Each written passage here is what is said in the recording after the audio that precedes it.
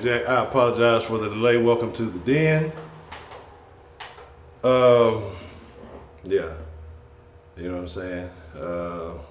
I'm sweaty. And the reason I'm sweaty is I just finished working out and I was pushing up against the brink. And yeah, just forgive me. But again, it's an honor and a privilege. I'm glad to have you here. I'm glad that we can have a conversation. I'm your host at Honcho, if you don't know. And I will be continuously dripping sweat because it's already hot in this motherfucker. Now that I've been working, I'm gonna be super sweaty. At Honcho HTX on Instagram and China Slim Truck Driver. Okay, Von Vet, that's a long name. Welcome to the den. You know, welcome. And again, you know, like I said, you can find my personal social medias, Instagram and Twitter, via at Honcho HTX. If you want to follow all the Den Show socials, I'm out of there. I'm dripping sauce. Instagram, Facebook, Twitter, all Den Show Live at Gmail. You can send an email, denshowlive@gmail.com.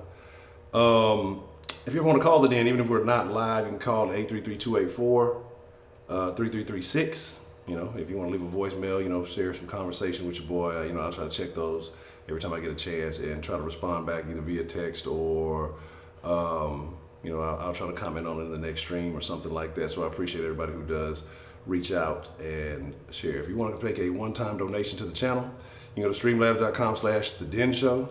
Shout out to everybody who's been showing love via the Dropping Benjamins. And if you want to get the Den merch like this That's Unfortunate shirt, you can go to denshowshop.com. I have a little graphic, but I ain't set it up so it ain't gonna come across the screen. Maybe I'll try to work that out somewhere midstream. Let me see. Oh yeah, and if you want to, you know, pledge to the channel monthly via Patreon, and like I say, this month I'm gonna make sure I give the Patreon supporters buku content, and I appreciate y'all. Y'all been showing a lot of love, so I appreciate that. You can go to patreon.com/denshowlive. Like, I'm gathering my bearings a little bit. No, not on a good Molly, just a good workout. I am dripping. You know, I am dripping. So listen, we got to join us today. I mean, let's get into this conversation because the reason why I want to have this conversation is because with this Maleah Davis case, a lot of people have been pointing the finger at CPS and what they are and are not doing for the children. And we've heard people call in and share their opinions on both sides. So I kind of want to take some time to solely focus on CPS.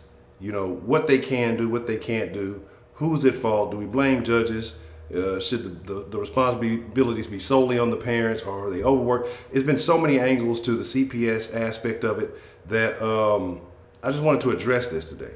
And so let's talk about it, right? But before we talk about it, I got to talk about the most important thing happening. And I apologize, like I said, I'm trying to get everything in order here. And fucking maintenance people are supposed to be coming to take care of a small problem. Yeah. All right, there we go. All right. And I want to talk about it. So I want to know your thoughts. I want to know your opinions. And I want to eventually cool the fuck off. So pardon me if y'all see me drinking and doing all this. So anyway, who do we have joining us this evening? Or just, y'all, I'm going to get it right, y'all. I'm going to get it right. I'm so used to doing the dens during the night that, you know, I say even a lot. This morning, and I'm thankful for all of you joining me this morning. It's your boy Roman, Beyond the Funny Nigga, Nana Johnson. What's the motherfucking deal? DeMarkey, we got Nana Johnson and DeMarkey Johnson. Are they related? Interesting. Carrie Browning, what's the motherfucking deal? Eastside Hero, Rising Zaxby's, what's the motherfucking... Oh, they confirmed it. Wow, they confirmed it. Okay, I'll definitely have to check that out. Everything like... No, I'm not necessarily tired. I'm just... Because I got up this morning and, you know, I work with the little one because she plays soccer. So I told her, you know, I'm going to be more committed to make sure we do more workouts, especially with it being summertime. So we're going to go Monday, Wednesday, Friday.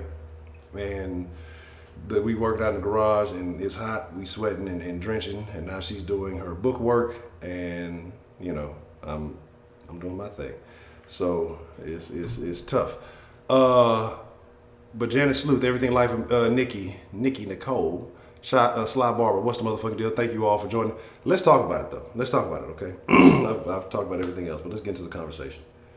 CPS, Child Protective Services. They have a job, and their job is to protect the children who are being neglected by their loved ones, their parents. Professor Trill, what's the motherfucking deal? By their parents, by, you know, family members, loved ones, whatever's going on in the home. Their job is to tend to the safety of the children who are born into unfortunate situations. And my thing is this, right? A lot of people in this situation and many other situations, I've noticed a common thread as to the people who feel a particular way about CPS. But I'm gonna leave that be. Only one lie, what's the motherfucking deal?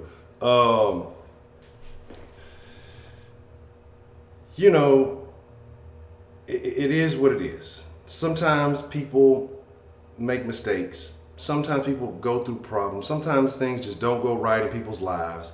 And unfortunate circumstances happen. Sometimes CPS get called.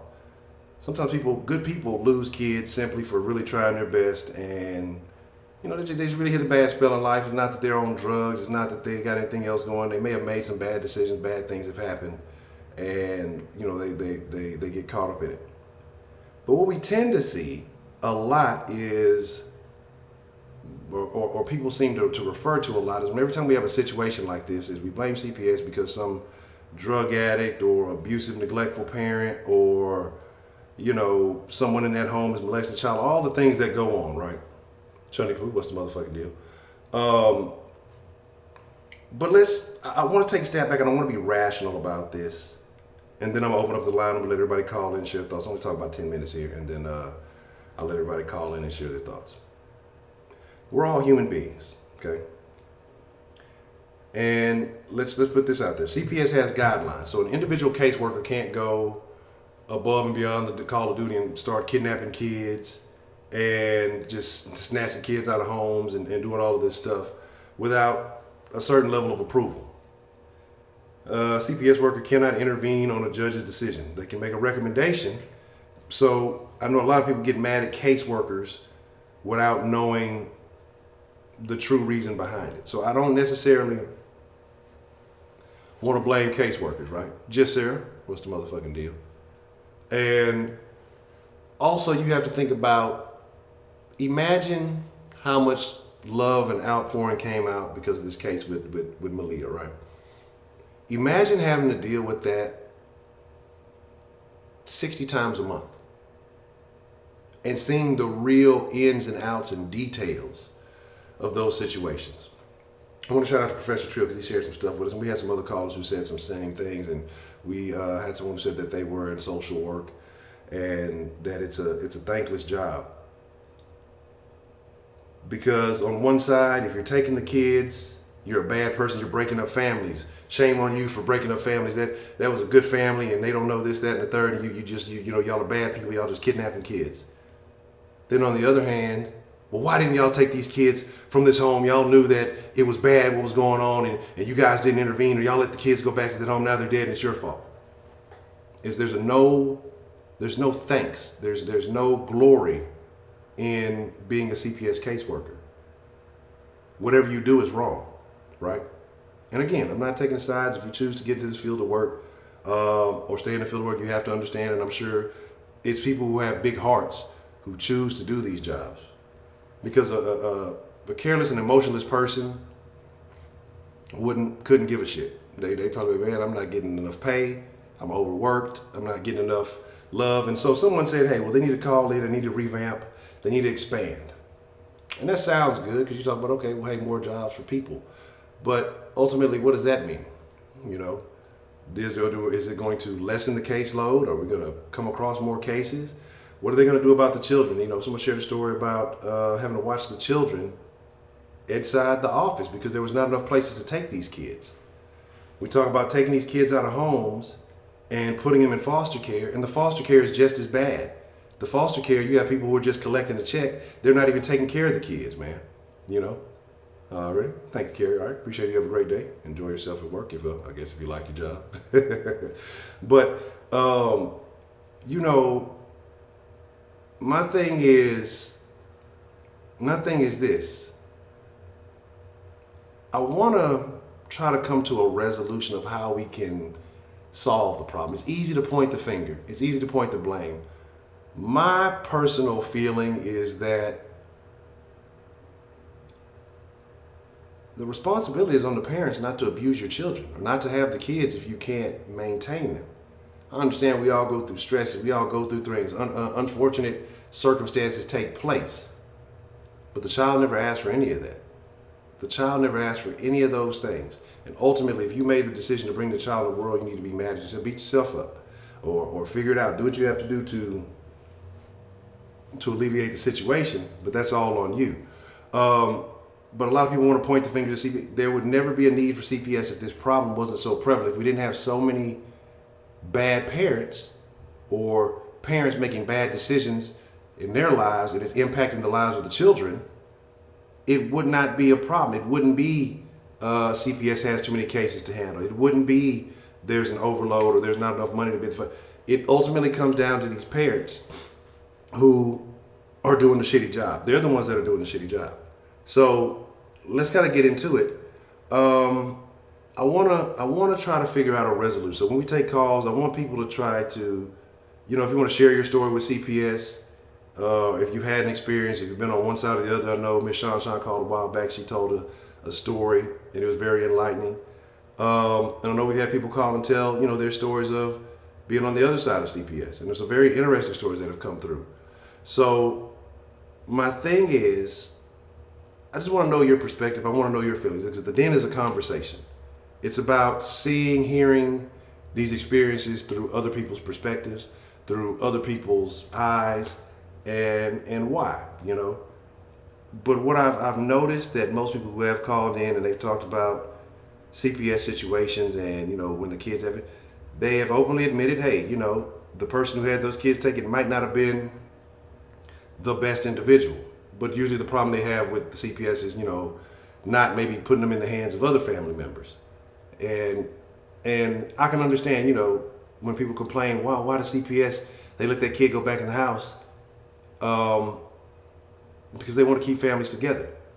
But then not put them in the hands of other family members, that may be a situation where they feel like the ties are too close, that parent still has access to. There's so many nuances in each and every case, and each and every case is specific, that I don't think there is a one-size-fits-all resolution to these kind of problems. But I want to know what's going on. Brittany silent because that band hammer about to come down on her motherfucking ass, and she gonna be passing old buddy up in the county. They're gonna be giving each other the eye. Baker man, what's the motherfucking deal? So all I'm saying is this. You have the right to feel however you want to. I'm not trying to tell anybody to feel any particular way about CPS. I'm not telling you feel good, feel bad. I want y'all to speak how y'all feel. I'm gonna open up the line. I'm not gonna hold y'all too much longer. I'm trying not to sweat on y'all. Look, hey, I'm trying to tell y'all, Vegas is coming. I'm trying to be right for the Vegas meet and greet. You know what I'm talking about? I'm trying to be in that Craig Baker shape, man. You know what I'm talking about? Let's open up the line, man. Knock out, what's the motherfucking deal? And so, like I say, hey, look, they can have that Kanye workout plan. I need the Baker man workout plan. I'm trying to be in. I gotta get that endurance up. You never know when you gotta run. All right, let me put the number up here again. Hey, if you like the content, if you're enjoying it, hit that like button. If you're new to this, subscribe. And hit that like button. Do double duty.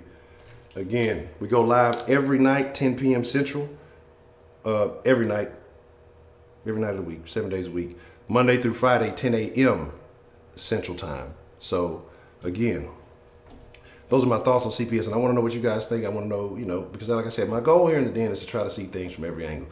And if you were in here last night, boy, that was a very intriguing conversation. If you missed out on last night, it was a long stream, but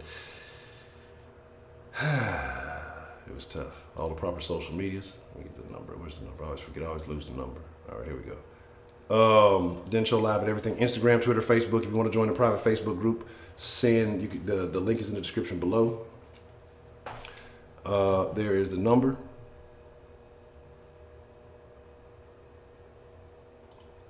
If you want to make a one-time donation, you can go to streamlabs.com/The Den Show. And if you want to make a monthly pledge, you can go to patreon.com/The Den Show. What's the motherfucking deal? Who do we have calling in to the den this morning? Excuse me. Yeah, good grief. Hello. Hey, it's your boy, Roman. Alrighty, Roman, what's on your mind, man? What would you like to contribute on today's topic about CPS, man? What are your thoughts? Man, I'll say this, bro. CPS, I mean, they have one job. You know, of course, that's to protect children, but you have to look at CPS's job is you have to look at from multiple angles. You know, because you can't just automatically think, oh, something's going down in the home, let me get the child, take away from the family. It could not be that big of a situation, and you never know. You could hurt a parent and take away their child for not even a huge situation. Could be a good parent and make bad mistakes. You said it yourself. You know, but then you got the Maleah Davis case where CPS should have took the child, and then that creates the conflict of what the hell happened. Why didn't they take it? Why didn't they take it? This is me, Honcho. I'm on both sides. I'm thinking it's like this. Number one, it's the parent's job to take care of their children, to raise them, to love them, to teach them, to everything. You can't rely on CPS to raise your children. You know, it is your job to do everything you're supposed to do to protect them. So I do think at times you can't always rely on CPS. Look, if they're a good parent, they're a good parent. You know what I mean? Shit, people make mistakes. That don't make them horrible people. And now, but this is on the other side. If you knew a person is being molested, being raped, being abused, and this and that, man, I feel like you as an agency should do your best job to see if you can get that child out. If you have the power or the authority to get that child out, don't leave that child and go back that child.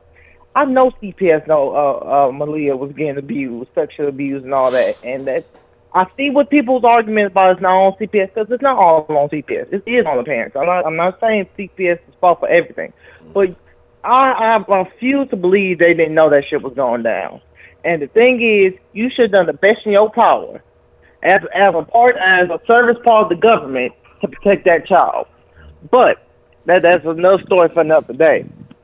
Okay, so my personal story with CPS, this is it. So with me, my father, he's alcoholic, you know, and he's a good man. He's not a bad person, you know, but at times, you know, alcohol would take over, and he wasn't one of those type of alcoholics that would, you know, not the playful alcoholics that just talk, laugh, probably joke around. You know them type of alcoholics, Honcho. You know, they're not angry. They're just more just the bubbly type. Yeah. He's more the abusive, you know, angry, tries to fight. So I'm not having been abused. I've had arguments, spats with the whole family, you know. And it happened when we were younger, and then, so it's been attempts to almost been called, you know, but in a way, I'm happy it wasn't called, because my mama is a perfect person, you know, she makes mistakes, she ain't perfect, but she can take care of us, you know, and I don't think over one person's mistake, it should hurt both of the parents to take away both of their children, you know. So this is what I'm talking about when the fact is this. You have to look at both sides. You can't just automatically believe one incident happens at a house, oh, time to take the children. But you can't be oblivious to when, let's say this stuff has happened multiple times. You can't be oblivious to that. You got to realize something's going down. It's a problem. It's an issue. Something. So I would say my emotions about CPS is mixed. Should they be an agency? Of course, because people need it. But should you just rely on that when as one incident happens with a child and a parent? No. You have to look at, so my argument is you look at it from both sides. But Yeah, that's all I got, Honcho. Okay, so you said something earlier, and I want to, I tend to play the devil's advocate, and I just like to, I know how people feel. So you talk about, Mhm. hey, well, abuse and all these other things are happening. Take that child out. Now, when you know that there's overcrowding, especially as a caseworker, or I'm sure even these judges know that you have overcrowding in these group homes and these facilities, Mhm. and these kids are going through traumatic experiences there, or you put them in a foster home where they're almost going through the same, if not worse, in a foster home. So, do you think that is the reason why they try their best to keep these families together and avoid splitting them up, or do you think that that shouldn't even matter? Yeah, I agree with that, Honcho. I think they just trying to. I think, it always goes to money, Honcho. It's less money to keep these parents in the homes. The thing is, foster homes get so crowded, and children can stay there for years. They'll be there when they're 6, and they'll stay there till they're 16, and never know. Eventually, when they get too old, have to kick the kids out, which is sad. It's a money situation, Honcho. They can't take in every child. That's the sad part about it. And I think some of these agencies, look, it's cheaper for us as an agency to just let this child stay there with a okay home that we don't know much about. Then let's take them in and bam, they'll be sitting there for years. You get what I mean? Yeah. So I mean, money plays a big part in everything, Honcho. And it's sad even with children, because they can't save every child. So I feel like this is how agencies hit. They feel like that home is stable enough.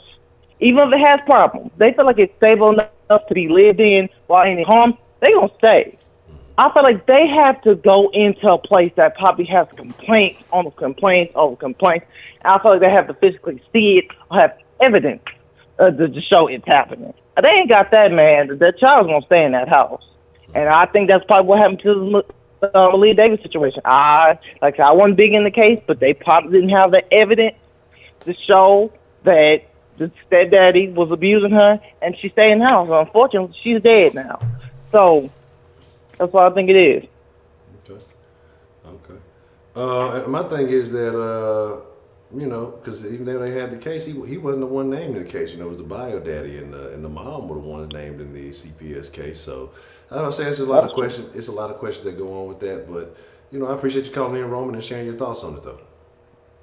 Man, anytime. Honcho, hold up. Before I go, man. Number one, man, I hope you get your air conditioned, man. I feel bad for you. I know them hot summers with no AC in the house. I've been through it.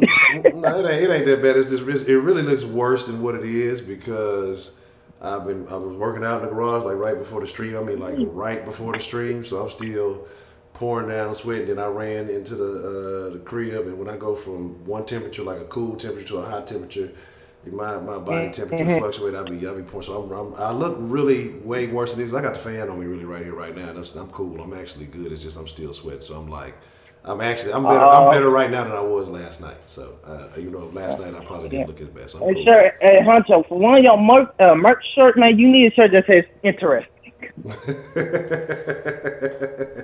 You need interesting. Yeah. But that's my call, man. I really appreciate that, Roman. That's a bet. Anytime, man. Yes, sir. You ain't lying. I do need an interesting shirt. I do say that a lot, don't I? That's interesting. That and that's tough. But those are definite lines that I utilize. That's funny. That's super funny. What's the motherfucking deal? Who do we have calling into the den this morning? Hey, this is Lee calling in, man. Lee, what's the motherfucking deal, man? What's on your mind?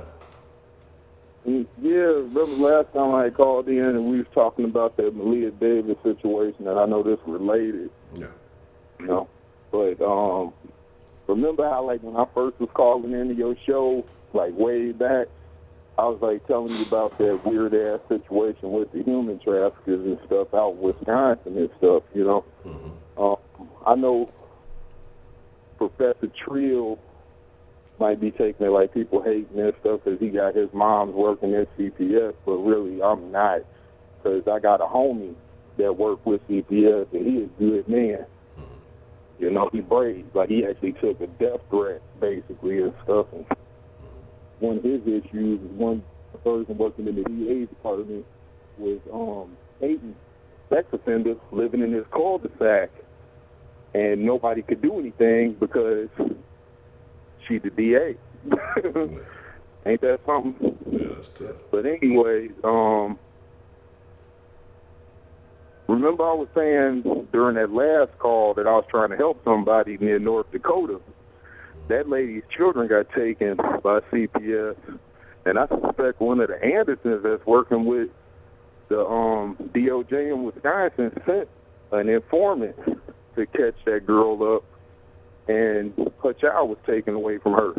She called me up sending pictures like around the 25th of last month, and then she disappeared. But the picture she sent me was her with a black eye. You know that two dirty sheriffs came up to that woman's house and they threw her in jail for 3 days and took her child away. But she had a black eye. They said that it was a domestic, but she was in the house by herself. She called the police because her child was missing. Now, I want you to think about something. If you was a law enforcement officer and there was a female alone in her house distraught because her debit card was missing and her child was missing, would you throw her in jail if she had a black eye on her face? Nah, I think you would try to investigate the situation because it would seem like there's something else going on. Yeah. I've been trying to look into that situation, and what I ended up finding out was the two officers knew exactly where that child was located. You know, ain't that something fishy? How the hell would they know exactly where the child was located at? They went exactly to the location. But you want to know something funny? The guy who I think gave her that shiner on her eye, he left the scene. Left the scene, took her debit card, and her child was gone. So did they have any like usage of the card? She didn't report it. No. She didn't get to report it, and the police officer, the two officers that arrested her, they didn't really log any of that information.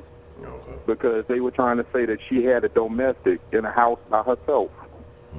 They also didn't log the name of the boyfriend, which his last name ends in Anderson. And I think I know who his kin folks are with his little fishy ass. You want to know something funny? What's that? DA that was dating the sex offender, guess what her last name was? What's that? Mueller. You know there's a guy named Mueller that just stepped down that's been giving the president trouble? Yeah. You know, a lot of people got some shady kin folks and stuff. Remember my theory about people with them last names? You got a fishy-ass last name, 75% chance that's your motherfucking relative. You can't front. Like, you run around with a last name like Mueller. A lot of people ain't named Mueller. A lot of people not named motherfucking Glykov. Everybody talking about these Russians and shit. I done found me some Russians, and they were shady as hell. Wherever you found them, leave them, man. I don't want no beef unless they got that good vodka. Other than that, I don't want nothing to do with them. Shit. Straight up. Man, but that's kind of sad, though, about that little girl. Yeah. But, you know, I think a lot of people got conflict of interest and stuff. They don't realize the whole thing with the records being sealed on the child's cases with CPS, that's not a good thing. That's a bad thing. We're not dealing with Weapon X. They ain't having baby Wolverines running around, so why the hell would the judge not be able to see the records? How the hell do you make a good judgment if you don't know what the hell all is going on with them damn children? So, like, do you have any, particular example? You said your homeboy works at CPS, right? And he's had some tough situations. So, is there any particular stories that he shared with you, being a CPS worker that stood out to you? Yeah. He worked on a case where the mother, she tried to commit suicide 15 times. It was covered up. The father was not called. You know how, like, they say 3 strikes you out? Yeah. Remember Clinton passed that law? 3 strikes you out. Yeah. How the hell you try to kill yourself 15 times and y'all don't contact the father? Well, you know, men's rights are not important anymore when it comes to the One kids. time, men's rights are getting neglected. And you know what's messed up? Here's a weird thing. One time, that mother let the baby drink some bleach. What? They didn't contact the father. Nah. So did they ever take the child out the home? I mean, obviously this is a dangerous situation. They kept taking the child out the home and placing the child back with the mother and not contacting the father. They even started manipulating the grandmother. They were doing all types of things that were illegal. They broke, they have a guideline for them to get a child. There's 10 federal guidelines. They broke 7. And the 3 that left were fishy. They started putting contract hits out after that file was released because, a lot of the files are redacted. But you can go to the county clerk's office and get records. But if there's big chunks of stuff, this child had a sister. The sister got removed from the foster parents' home. They had foster parents get involved. You want to know something crazy? Remember how I told you there was a girl that I met? They gave me a cat? Yeah, the cat, man. Man, that cat, I remember that. I'll never forget that cat when you tell me that story, man. Yeah, I remember that. Yeah, that cat, he right here right now. Word. Come here, Murph. I thought the cat, for some reason, I thought the cat had got off. But so you still got to, okay, cool. All right, that's a play-ass cat right there, baby. Yeah, he is right here, Murphy. Play high. Yeah, that's a human traffic victim's cat. She gave me that damn cat to protect it when her father got murdered. I still have it. That's tough, man. That cat's been through some shit, man. Yeah, that cat a hero, though. Yeah. Shout out to the cat. Here's that girl, she was in a CPS situation out there under that Sue Mueller. Yeah. Robert Mueller causing the president all type of trouble, lying on paperwork and whatnot. Man, look, that's a whole different ball game. That's a whole different situation. That's I don't even want to get into that. But yeah, man. So overall, what is your overall opinion about CPS? Do you think they're doing the right thing, or they're trying to, for the most part, trying to do what they can? Or do you think a lot of their hands are tied? I think it depends on who the caseworker is and what their moral fortitude is. If that person has morals, if that person has ethics, because ethics and morals, they matter when you're doing the job working with kids. Because there are abusive people that will try to get jobs just because they have access to children. That's tough. And then there's people that are like mercenaries. They'll take $1 from any damn body. And if it's a good money, they like to keep that money rolling in at anybody's expense because they greedy. Got ego, vanity. That's true. That's true. Well, that's bad, man. Lee, look, I appreciate you calling. We'll get some more calls about to hit that 10-minute mark. But hey, if the line died down a little bit, man, feel free to call back in a little bit. If you got anything else you'd like to share with us. Yeah. This is a subject that I'm very interested in. Because like I was trying to help that one lady, and that situation is fishy. But anyway, stay up, man. That's a bit, man. Man, pet that cat for me, man. All right. Stay up, man. For sure. You too, man. Appreciate the call. All right. Shout out to Lee, man. Shout out to the cat. I didn't catch the cat's name, but I liked it. I ain't never seen the cat, but I like that cat. All right. So, and I'm sure there's a lot of off-the-wall stories that are going on because there's things that we hear that you could just never imagine. And I'm glad that they got on that case quickly and have confirmed, about the remains, because now we're going to start seeing some charges. We're going to start seeing some things start moving forward.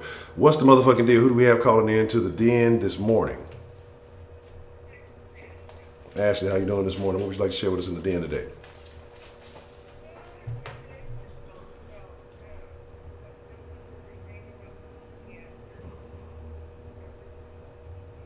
Okay. What are your thoughts on CPS?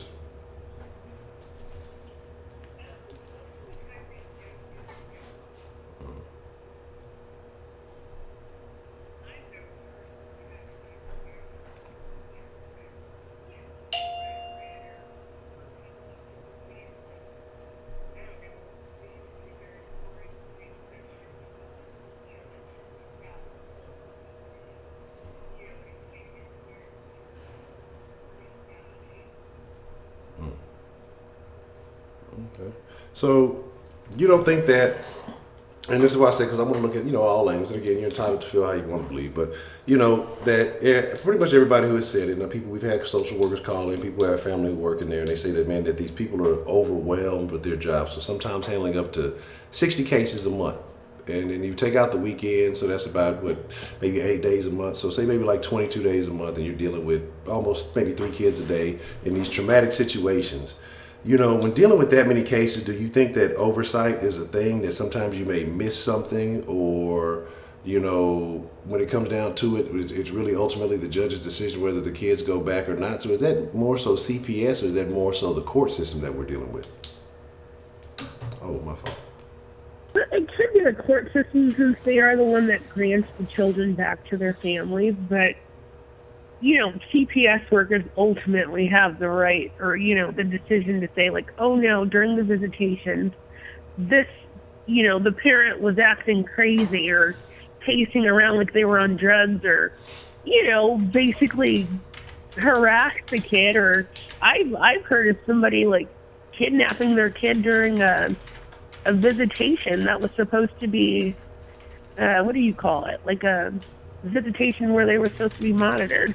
Like this, lots of people don't do their job, and yes, they are overworked, and there's probably not enough money for them to do the job properly, but ultimately it's the field they chose to be in, and you should, like, after a while, I would think that you would kind of pick up hints on whether or not somebody's unstable, or be able to see through the BS of somebody.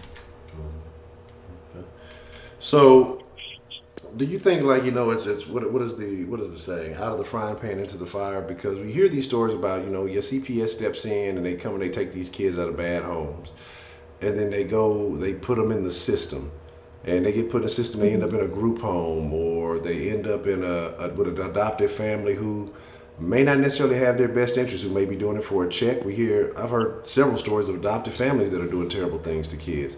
Do you think do you think that's why they try to keep them up? Because you would like to think that your biological family would have that love, that natural love and for you, but sometimes they don't, and you have to get put into a different situation. Do you think they know how bad these situations are, and that's why they try to avoid taking these children permanently? I think in some cases, because in a lot of jobs, like, where you're able to, like, physically or able to control people, I do think that there's always going to be a lot of people in there who do like to control people no matter what. Or, just to, like, shake things up basically just because I can do it.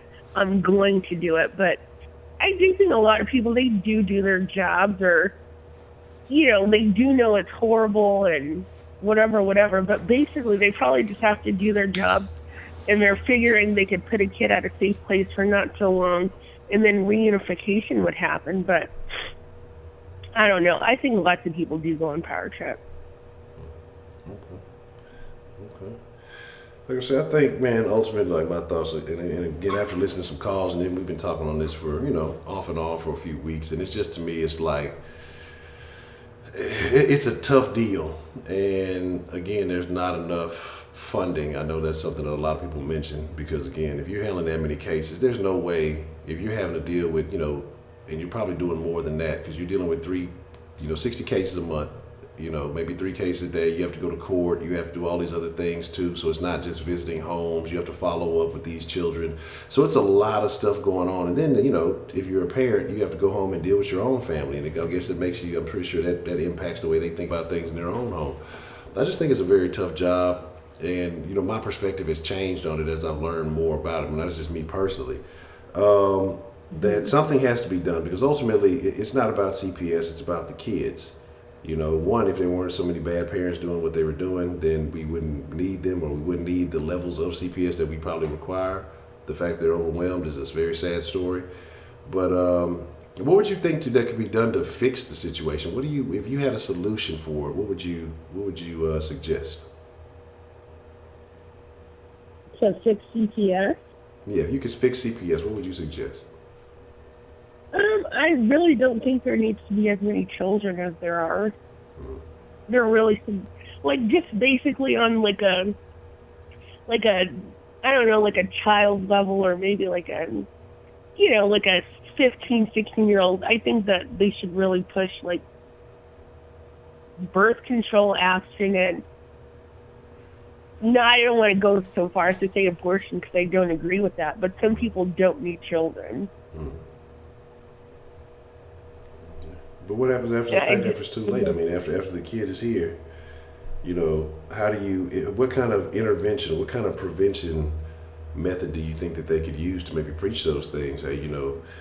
Because people know when they're in a bad situation, but sex is something that people are going to continue to have. It's something you can do whether you're rich, broke, middle class, however you want. I mean, it's pretty much, well, I don't know, it's not free in every case, depending on what your situation is, but it's what people are going to do, because if they have nothing else, that's they're going to find some level of intimacy or satisfaction or whatever they do it for. How do you suggest that people, that they can reach people, say, hey, at least here's better methods of, if you're going to do it, here's a better method, like you said, birth control. But how do you reach those people? Is it like a community outreach type situation? Are we doing PSAs on TV? How do you reach them? I mean, I don't know, because I learned at home, and I didn't have sex until I was married. But I don't know, you can teach them through your family or at school. Nobody wants to be a young parent, no matter what they're showing on TV. It's not going to be like that. The reality is the reality and the romance of it is totally different. People think, okay, I'll have this baby, whatever. It's just a baby. No, it's going to affect your whole life. You're not going to do what you want to do, or, you're not going to be able to do what you want to do when you want to do it. And you're going to resent a small child because of it, and maybe you shouldn't have even had this child. So do you think they should take shows like, what was that show? What is it, Teen Mom, or 16 and Pregnant, or something like that? So should shows like that be taken off TV because they encourage kids to do the wrong thing, because they think, well, hey, I can have a kid young and, maybe I'll get a TV show out of it. Do you think that sends the wrong message out there? It does, but the thing is parents need to be strong enough to show, to tell their kids, you're not going to do everything on TV. That's crazy. Why should you be, or why should your kids be influenced so much by a show that they're watching, and they're not even actual people that they're able to touch and feel? Your kids shouldn't be that influenced by something you're just watching. Your parental guidance should be a lot stronger than that. And you should definitely let them know that having kids young is not the way to go. Mm-mm. I agree with that. But then, you have generations of this too, because, you look at it and, what they say, that people who were abused tend to abuse. And so what if they never got that message? What if that household that they grew up in was tumultuous, and then that just kind of carried on to them creating a tumultuous household of their own? So what if they never got that lesson? So they look to these figures on TV or the internet or whatever it may be as guidance, even though we know that's not the right thing. But if they never had that parental presence in their home to start off with, they can never get that message. So what about situations like that? I guess they'll be watching TV, but there's people having sex with dogs on, the internet. They could find the information about anything. I don't know. There's a lot of crazy things you could be influenced by. If you want to be influenced by, I don't know, just having sex, it's fine. I think it's fine, but they should have birth control and condoms readily available. And for people that are like already damaged and going through generational things, like obviously, like they're probably not going to help themselves, and they're not going to see a problem with it until somebody from the outside is looking in and saying, oh my God, like you're this dysfunctional and you're fine with it. That's crazy. Like some people do need that, and that's probably what CPS is for. It's stuff like that. It's just, they're so, like just it's so ingrained in them, in the dysfunction that they're living. Like, yeah, you do need CPS for things like that. Okay. Well, Miss Ashley, like I said, I'm just giving you a hard time a little bit, just seeing your thoughts on it. So no nothing. I don't want you to think that I'm just trying to be mean or anything. I was just curious about how you felt about those things. But is there anything else that you would like to add to it? No, I just think that there's too many people having children that shouldn't be. Okay. I agree. I mean, I absolutely agree. All right. Well, thank you. All right. Well, thank you, Miss Ashley, for calling, and call us again soon. Okay. All right. You have a good day. You too. Bye. All right. Shout out to Miss Ashley. What's the motherfucking deal? Who do we have calling into the den this morning? Hey, this is Miss Meat. Miss Meeks. Miss Meat, yeah, M-E-A-T. Oh, okay, M-E-A-T. Okay. Miss Meat. Hold Yeah. on. We got the meats. What's the motherfucking deal? What's on your mind? How do you feel about this topic that we're discussing today? Well, you asked the question on what can the CPS workers do? Mm-hmm. How can we change that? Well, let me tell you, I don't think that job, like when you ask college students or high school students, what are you going to school for? Like out of my daughter's friends, I had 2 daughters. I only had one of them to say that she was going in that type of work. I think maybe in high schools, I think they should start off in high school on, trying to promote getting a job like that. But if not, I think these families, like Maleah Davis family, you mean to tell me nobody went to that hospital in August and seen that girl's face and her head was bashed in? If it was my family, my sister, and I went to that hospital, she wouldn't be going back to that home. But if she did go back to that home, they're going to see me every day. So somebody's going to get tired. I think the families need to get more involved because they're there around them every single day. I'm not saying CPS don't drop the ball because they did here in Georgia with the case with, I can't think of their name, with the stepmother and the father. What was that? Imani? When they tried to burn the baby. Which one is that one? Okay, I'm not sure about that one. There's been so many damn cases. Okay. I can't think of the name right now, but she represented herself in court, and it was just a mess. Yeah. But anyway, CPS, the grandma just kept trying to fight and get the baby. So I think that if family step in more, and I understand like some people don't have family. I have 2 friends who was raised in the foster care, and they don't know any of their family. Yeah. But if anybody, even if it's friends, somebody was seeing this abuse. It's only a handful of CPS workers. Some of them do a great job. Some of them just there for the paycheck, I'm sure. But ultimately, like somebody said, it's still up to the judge. The judge, I can stand in front of that judge and say, Judge, this baby do not need to go back in his home. This is my case, this and that. Well, he's going to say, well, I don't see enough proof. I'm putting the baby back in the home. But see, that's when family members need to step in because I know somebody, I don't care who it is, if it was that ghetto wretched friend of hers, whatever her name is, somebody seen what was going on. Yeah. So I think if families step in more, CPS they're not God. They can't solve everything. They can't make this disappear. But as severe as her case was, I don't know. When she had to have brain surgery. Now, even if this caseworker had 60 cases, just say 5 of them were that severe. Yeah. I think I would work on the most severe where you see up front that this child abuse is going on. But as far as CPS workers, the ones I knew a couple in my day. So, and they did a lot. But once it gets to the judge, what can you do? Correct. I mean, when he sign off, what can you do? Do you think that deflates? I don't want to say the ego because I don't want to say that they have egos, but do you think that can be emotionally deflating to a CPS worker, especially if they put in a lot of work to maybe try to help out particular children, and the judge that says, okay, well, back to your family. When they know, they've seen firsthand, they understand the detriment that this child is going through. Do you think that either numbs them or makes them maybe want to go look for a different line of work, or it can, just impact them in the long run? How do you think that works?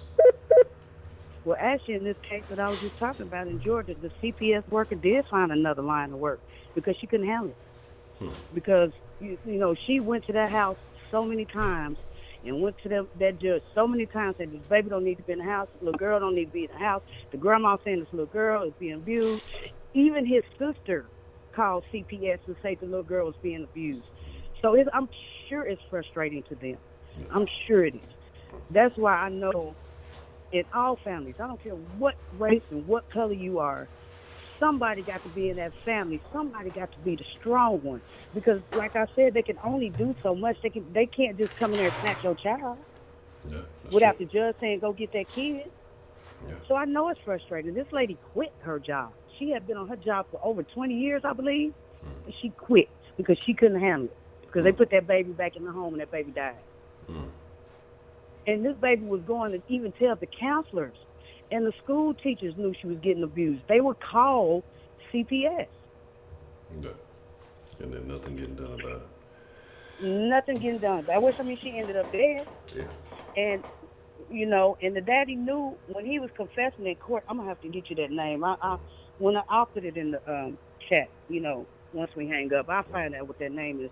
But when the dad, he pleaded out and he told the story, I cried because he said he knew that she was dying, but the stepmama, he let this lady kill his daughter. He was at work. He worked 2 jobs, and he watched her die for 2 or 3 days.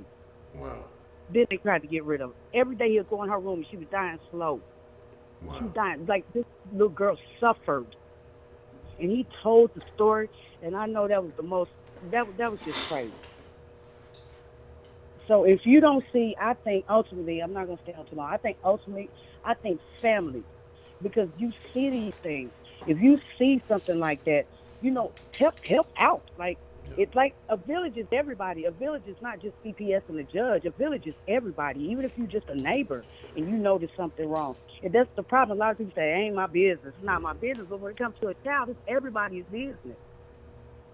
Yeah. And there's so many people failed her.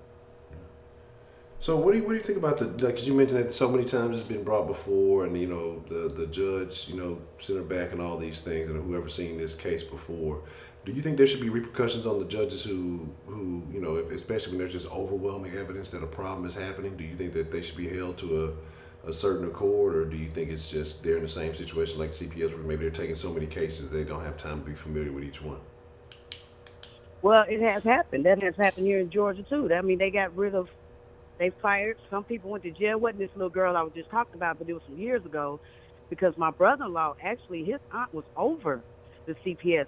So she got fired and jail time for some particular case. I can't remember the case was. I think it was out of Douglasville somewhere. But anyway, they fired a lot of people, and a lot of people went to jail because it was being overlooked. And not to be funny or not to be, because trust me, I don't have any racial issues because I have, my daughter-in-law is Caucasian. Mm-hmm. But the little girl was white. Mm-hmm. And when it happened to her, they fired everybody. People were going to jail and all type of stuff. Mm-hmm. So I think it depends on, I just don't know how to answer that. I'm going to be honest because, but to me, if it was me and I was in some kind of higher council or something like that, yes, I would make them be held accountable. If it's an overwhelming case, like you said, if it's a case that just keep coming back and back and back, and this baby's just getting sicker and sicker, and this girl had her skull removed, come on now. Even if you don't have time, you can just take them out the house for right now, and then you can get some more investigators on it, the police. Let them investigate. Crime, the SVU, the victims unit. I think if you see it more than so many times, go ahead and take the child out the home, because I'm sure somebody would have took. Somebody might take them, somebody might not, but take them out the home. Because, and I know stuff happens in foster home. I have my two friends. They tell me stories that's just unbelievable. But it was so many people around this girl that somebody could have took her. So I believe, yes, they should take her out, take him or her out the home. And then, then decide, even if you're busy, okay, this case keeps coming to me. Let's go and get them out the home for right now. Even if it take a year to solve it, whatever. Don't put them right back in 2 or 3 months. Yeah. And she just had skull surgery. She wasn't even wearing her darn helmet she was supposed to be wearing. That's crazy. Yeah, so, yeah, they should. I mean, but it has happened. It just hasn't happened enough Okay. where they went to jail and got fired. Okay. So I don't know, but I just think I just think let's this village, let's try to look out for these babies. And as far as CPS, maybe and maybe if they pay them more, and then they training courses is only like 4 months, 3 or 4 months, or something like that. But anyway, they need to add more money. They sit up here asking for money for this and that for the state, stupid stuff in the state. Let's put money into these kids. Let's put money into CPS and the things we need to do to investigate and get enough people out there on this field. That's what we need to vote on. That's what need to be on our balance, to give money to the CPS. Yeah, I think so. And with cases like this, I mean, we see it time and time again. People got to step up. They have to kind of go to, their politicians and say, hey, this is an issue, this is a concern we have.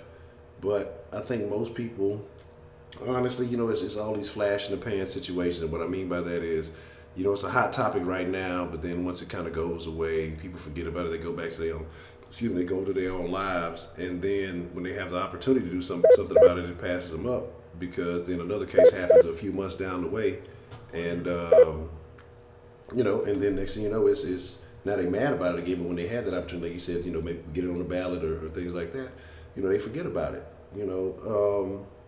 Yeah. It's a real tough deal. But I agree with you that people should be held accountable. I think if more people start getting I don't want to say the caseworkers and stuff like that, because again, it's out of their hands. But I think these judges and things, I think more judges will start paying attention to those extreme cases, and I think that you could avoid certain things like this. Exactly. And I've seen the extreme case, and I've seen my, like I said, my brother-in-law, his aunt. She used to work all through the night, even at home, working on these cases. That they're just overwhelmed. We need to start putting money into that. When you putting on our ballots when it's time to vote, let's put some money toward these offices, and then if these offices don't do what they're supposed to do, once you put money, resources, and tools, because you need tools to complete any job, once you put these resources and they still not doing it, then you hold them accountable. But right now, we need some more people on the field, and they need to do something about it. If they need to give more money, we need to pay a little bit more out of our taxes. We pay for stuff we don't want to pay for anyway out of our taxes. So I would definitely be glad to pay for them to get more training, more help, and more people out on this field. I would pay for that. Okay. I can agree with that. Well, thank you for having me. And like I said, I just joined about a week ago, so I've been listening every night. I never and try to in the morning time. I never called in, but I appreciate your show and I like it. And I done posted it in a couple groups and turned them on to it. So okay. Well, I appreciate everything you're doing, Honcho. Well, I appreciate you, and man, I thank you for the call. It was a great first call, and hopefully we'll hear from you again real soon. Okay, bye-bye. Thank you, Ms. Meek. Man, and I agree. It's just, I agree. Putting more people to the field, maybe that can alleviate some of the pressure on the ones that are already there. But again, she said something about maybe, introducing this to the collegiate kids or the high school kids. But it's not, again, it's not one of those glory jobs. They go, well, we'll see. We'll talk about it. What's the motherfucking deal? Who we got calling in to the den this morning? Professor Trill, what's up, Honcho? Professor Trill, what's the motherfucking deal, man? What's on your mind? How you feeling about, what's been said so far and your own personal thoughts with CPS? Besides that last caller, what the fuck wrong with y'all? Seriously, I don't understand what y'all don't understand. Do y'all know how the fucking legal system works? What do you need to prove something? You need evidence. You can't just go to a judge and say, well, I think they doing this, and he's going to be like, well, do you have any evidence to that? What you supposed to say? Well, I think that's what I saw. That's just you can't convict nobody off of fucking feelings. Y'all know better than that. Y'all letting y'all heart lead the way because it's kids. Use your damn brain, people. And then y'all talk about this shit where the judge need to be held accountable. Who the fuck is gonna hold the judge accountable? Me, you know. Do you know how long that takes? Do you know how long that takes? No. By the time that case will get reviewed by another judge which doing the same thing this motherfucker doing, that kid will be a fucking grown up. Do y'all not understand the justice system that you asking to fix this shit? Seriously. How many of y'all got kin folks in jail right now supposed to go to trial or supposed to get their case heard and they keep pushing their fucking case back? Don't act like y'all don't know. What the hell wrong with y'all? Seriously. Come on now. Get with the program. Okay. The judge is the end-all be-all. He not the one that's out there, so he has to trust what the workers are telling him. And what he decides past that, it's out of the worker's hands. Okay. So what is your... Then the other one said that a parent came and kidnapped their kid at a visit. When a worker goes to a visit, it's just that worker. That's it. There ain't no backup. And I know because that's what my mother does. She brings these kids to visit their parents or whoever. And it's just her by herself.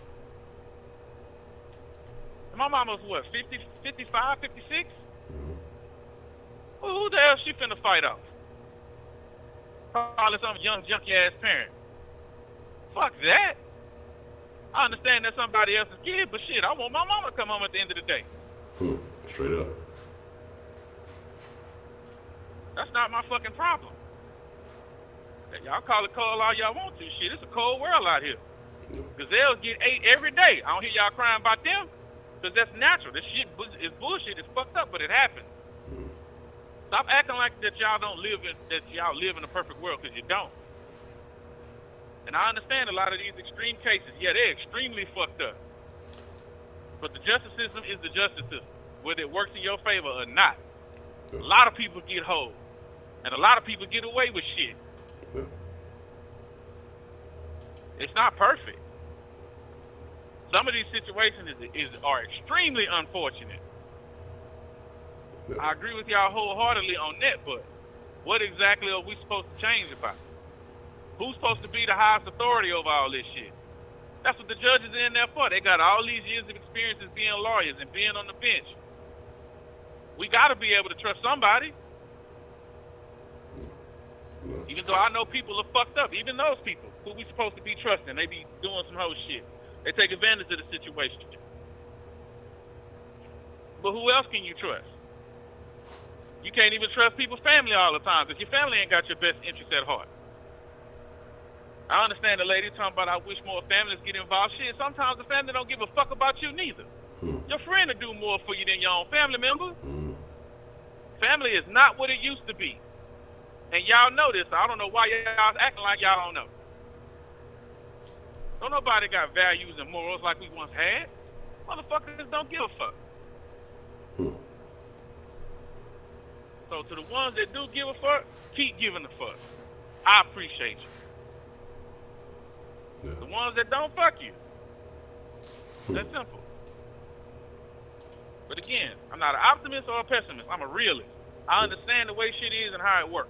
I wish more people understood that or act like they understood it or at least took that into consideration. It's not rocket science. So I got a question for you, Professor Trill. Shoot. If you had a suggestion, if it was one thing that could be done to maybe make the system more efficient, optimize it, whatever term you want to use, what do you think, if the resources were available, that could be done to improve what's going on for CPS workers, for the kids, for whomever may be involved in this current line of work of this system? What would you do?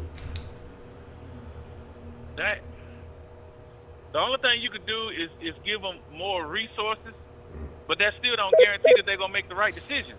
Because at the end of the day, it's people making decisions on other people's lives. So when they not living in that person's shoes or currently in that person's situation, all they could do is try to figure out some way to understand what's going on and then make a determination on who's at fault or what's in the best interest of the child. You don't know what the parents want, and you don't know what the child wants. A lot of times the child cannot speak for themselves. So the caseworker is supposed to speak up for the child, and the child only. The parents on their own. So if anything is involving people, there's going to be mistakes made. Shit is going to happen. There's going to be shit that's forgotten. There's going to be shit that's blown out of proportion. We're fallible creatures. We're not perfect, and we ain't never going to be perfect. The system is worse than perfect. So with imperfect people and an imperfect system, the only thing you can do is give them the tools that they need to complete the job to the best of their capabilities. That's all you can do. And then you got to hope that you get the effort and the determination out of the people who actually like the job and want to do the job. I'm not saying that all caseworkers are saints. Some of them is just as shitty as some of the parents. Okay. Yeah, that's tough. So many factors, and again, like, you can't control all the factors. There's always going to be something that's going to throw the whole thing throw a monkey wrench in it. But okay, man, I can't disagree with you. I think you got a lot of folks in the chat agreeing with you too, man, because I think people have seen, people understand. We're all human, because we got people, like I say, you got motherfuckers go to McDonald's, they don't even want to make your burger right. You know, shit, you try, you had to tell them, what was the Taco Bell? You had to tell them 3 times. You know what I'm saying? They don't want to make it your taco right. And then the person whose burger is made wrong, they've been through some shit earlier in that day, and the extra onions they put on there when this motherfucker don't like onions was the last straw. Yeah. So he go up in there slapping folks. Yeah. And so, people can't do simple stuff like that. So you got to understand, when it comes to complicated issues, like you said, you're dealing with human lives and trying to make decisions with an imperfect system. There's going to be, you got to understand, there's thousands and thousands, not hundreds of thousands of cases. There are going to be situations that are going to be more detrimental than others. And unfortunately, a case like Maleah's was one of those. But, I don't know, people say, well, there's certain things you should see, that should stand out. And I agree. It's just a tough deal. And that's why we're talking about it. That's why we're talking about it. So it's very interesting. It's very interesting. But I agree with you, man. It is and what it is. And to this other lady, Lord have mercy, talking about birth control. Ma'am, look, I don't see nothing wrong with that show 16 and Pregnant or whatever the fuck it is. Because that should be used as a teaching tool from parents to their kids. Every parent should teach their daughter and their son. Make them watch that shit. You see all that fun you out there having, how you get to kick it with your friends and shit? Look what she got to do. Because she valued dick more than anything. She didn't protect herself. She didn't make him protect himself. Now look what she got to do. She got to stay at home with this child. Clean and wipe his ass. Feed him. Tend to every need that he got. She can't be out there kicking it with her friend. This is the consequences of that decision that you make. All these kids know about sex. All these kids know about condoms, and they know about the pill. They even know about the morning after pill. They know about all this shit.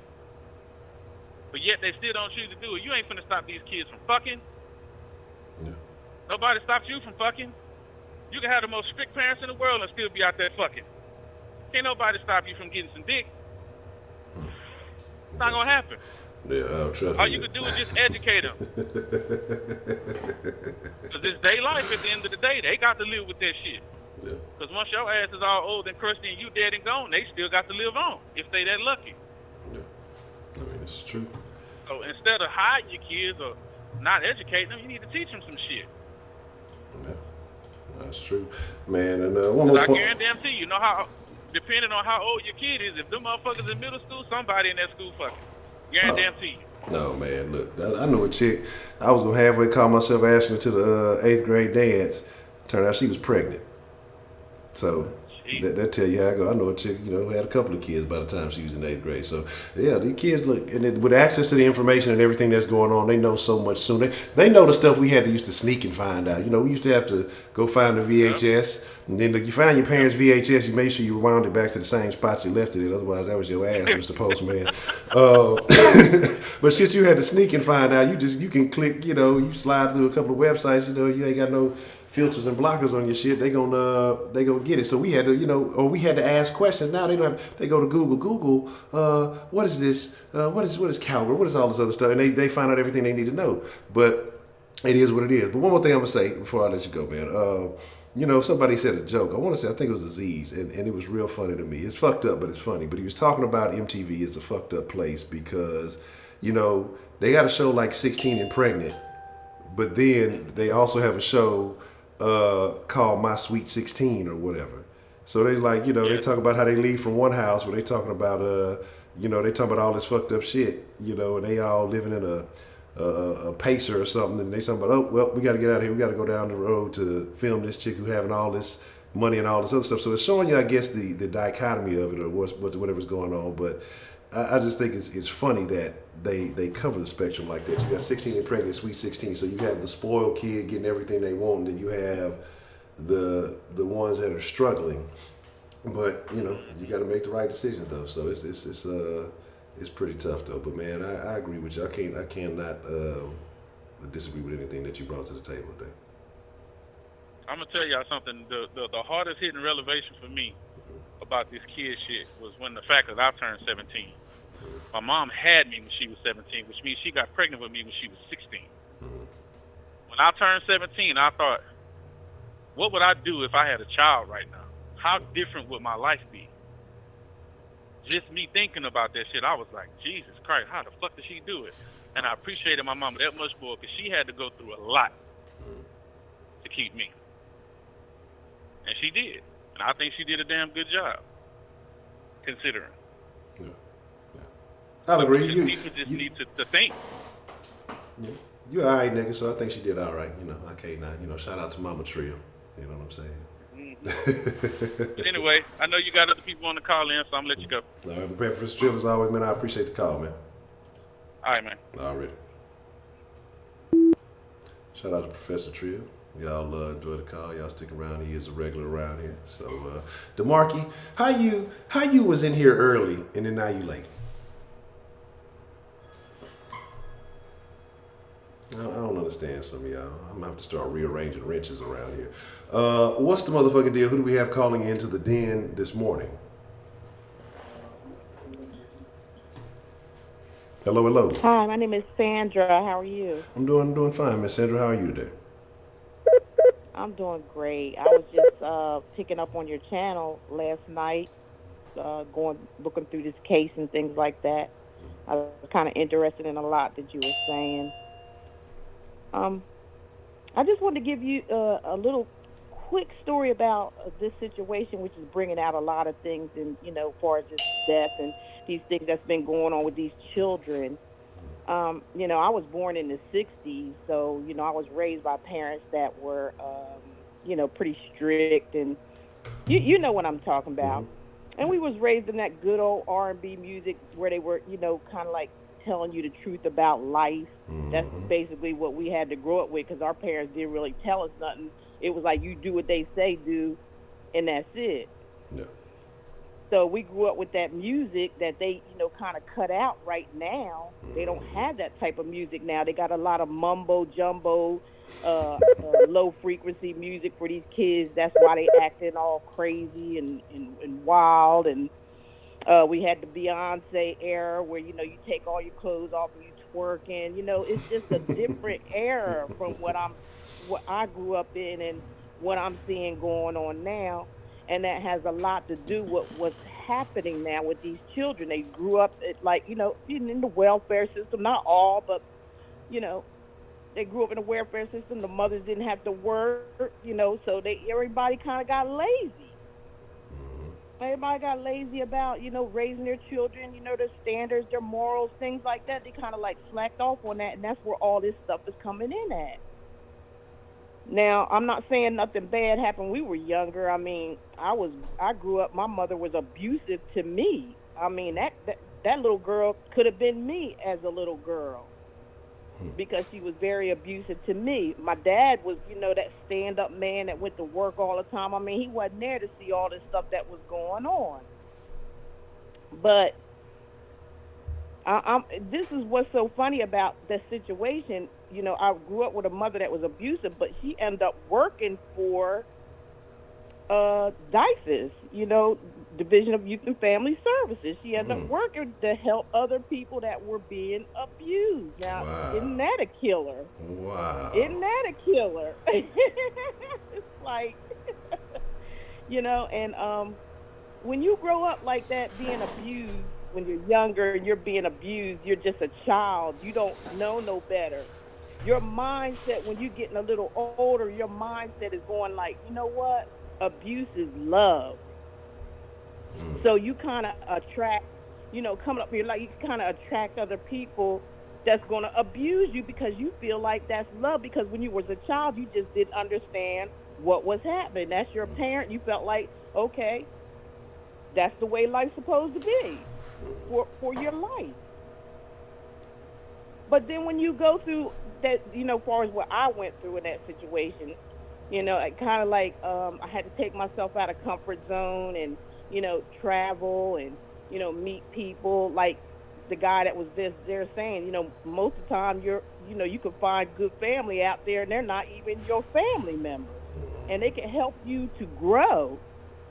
And I feel like, that's like a spiritual journey. I feel like everybody has to go on some type of spiritual journey on their own to release or to break the chain of this cycle that's going on as far as how we were raised and, the beatings, the secrecy of, of sex in the families and, all this stuff, this stuff, this has to be broken. And the way it can be broken, I feel like it has to start with ourselves. But it's so hard for, like I said, this generation that's growing up now differently from, what I grew up on. Like I said, I already told you about, what I went through. There's always a situation that's different. But, somebody has to break the chain in order for something to change. So, if that makes sense. No, absolutely. I definitely agree. But so would you have a suggestion? What do you think could be done to start the breaking of the cycle, to maybe rust those chains so we can weaken those chains and eventually break them? What could be done to get that process started, in your opinion? In my opinion, the first thing I'm feeling is like we have to stop being codependent on some type of leadership, us as a people. Why do we have to have a certain person to do what we can do within ourselves? That chain has to be broken, first of all. You understand what I'm saying about leaders? Because I get you. 100%, I get you. Because most of the time, these type of leaderships are in the same. They may have our face, but they may be in the same program as the people that are giving them a paycheck. So they're just put up there as props. Just like you see on all these cases that you see that come up, like you say, like a TV show. It's almost like a TV show. And it could be a TV show. Who knows? They're doing all kinds of things out here now just to distract people from what's really going on in the background.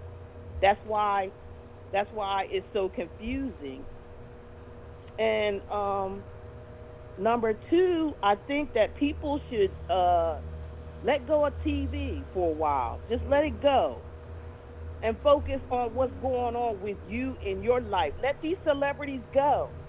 Because if you follow the money trail, like I just said, it all leads back to these people who want total control of everything.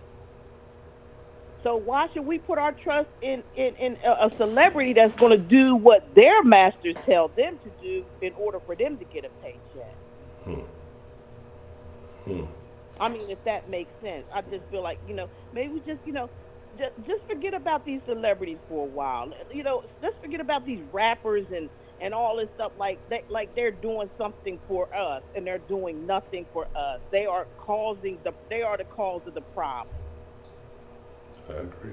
or addition to the problem of what's already going on, because their leadership, and we know who their leadership is, that are paying them to do what they tell them to do, not what they want to do, but what they tell them to do, and what they project out there to us to see. Actors are actors, singers are singers, all that stuff. But why don't we just put all that stuff aside, just for a month, just to see how your mind operates and functions without all this manipulation going on, in television control and all this other kind of stuff. And focus on our families and ourselves. For one thing, like I said, everything really begins within ourselves. Let's feel that spiritual energy that we were given in the first place. Because watching TV and all these drama shows, and a lot of times on YouTube too. Like, I'm not saying yourself, because I feel like you're doing a benefit, even starting like you, a platform like you have, talking to people, engaging. Thank you. Not talking about what a celebrity's doing, like somebody knows them personally. Like, you don't even know what you're talking about. All they doing is, not you, but all they're doing is regurgitating what they're hearing from another source. Mm-hmm. And that's the masters, the people that are in control of each and everything in this world. It's just a big, giant illusion. And I feel like people should just shut that shit down. That's the first thing I said, and this the second thing. That's what I feel. Okay. And I could agree with you on that. I definitely think that people need to detox from a lot of the content that's pushed forth. Social media, like, I had to take a break not that long ago, just step away from all that stuff, because I realized how it would impact me. I really cut out TV quite some time ago.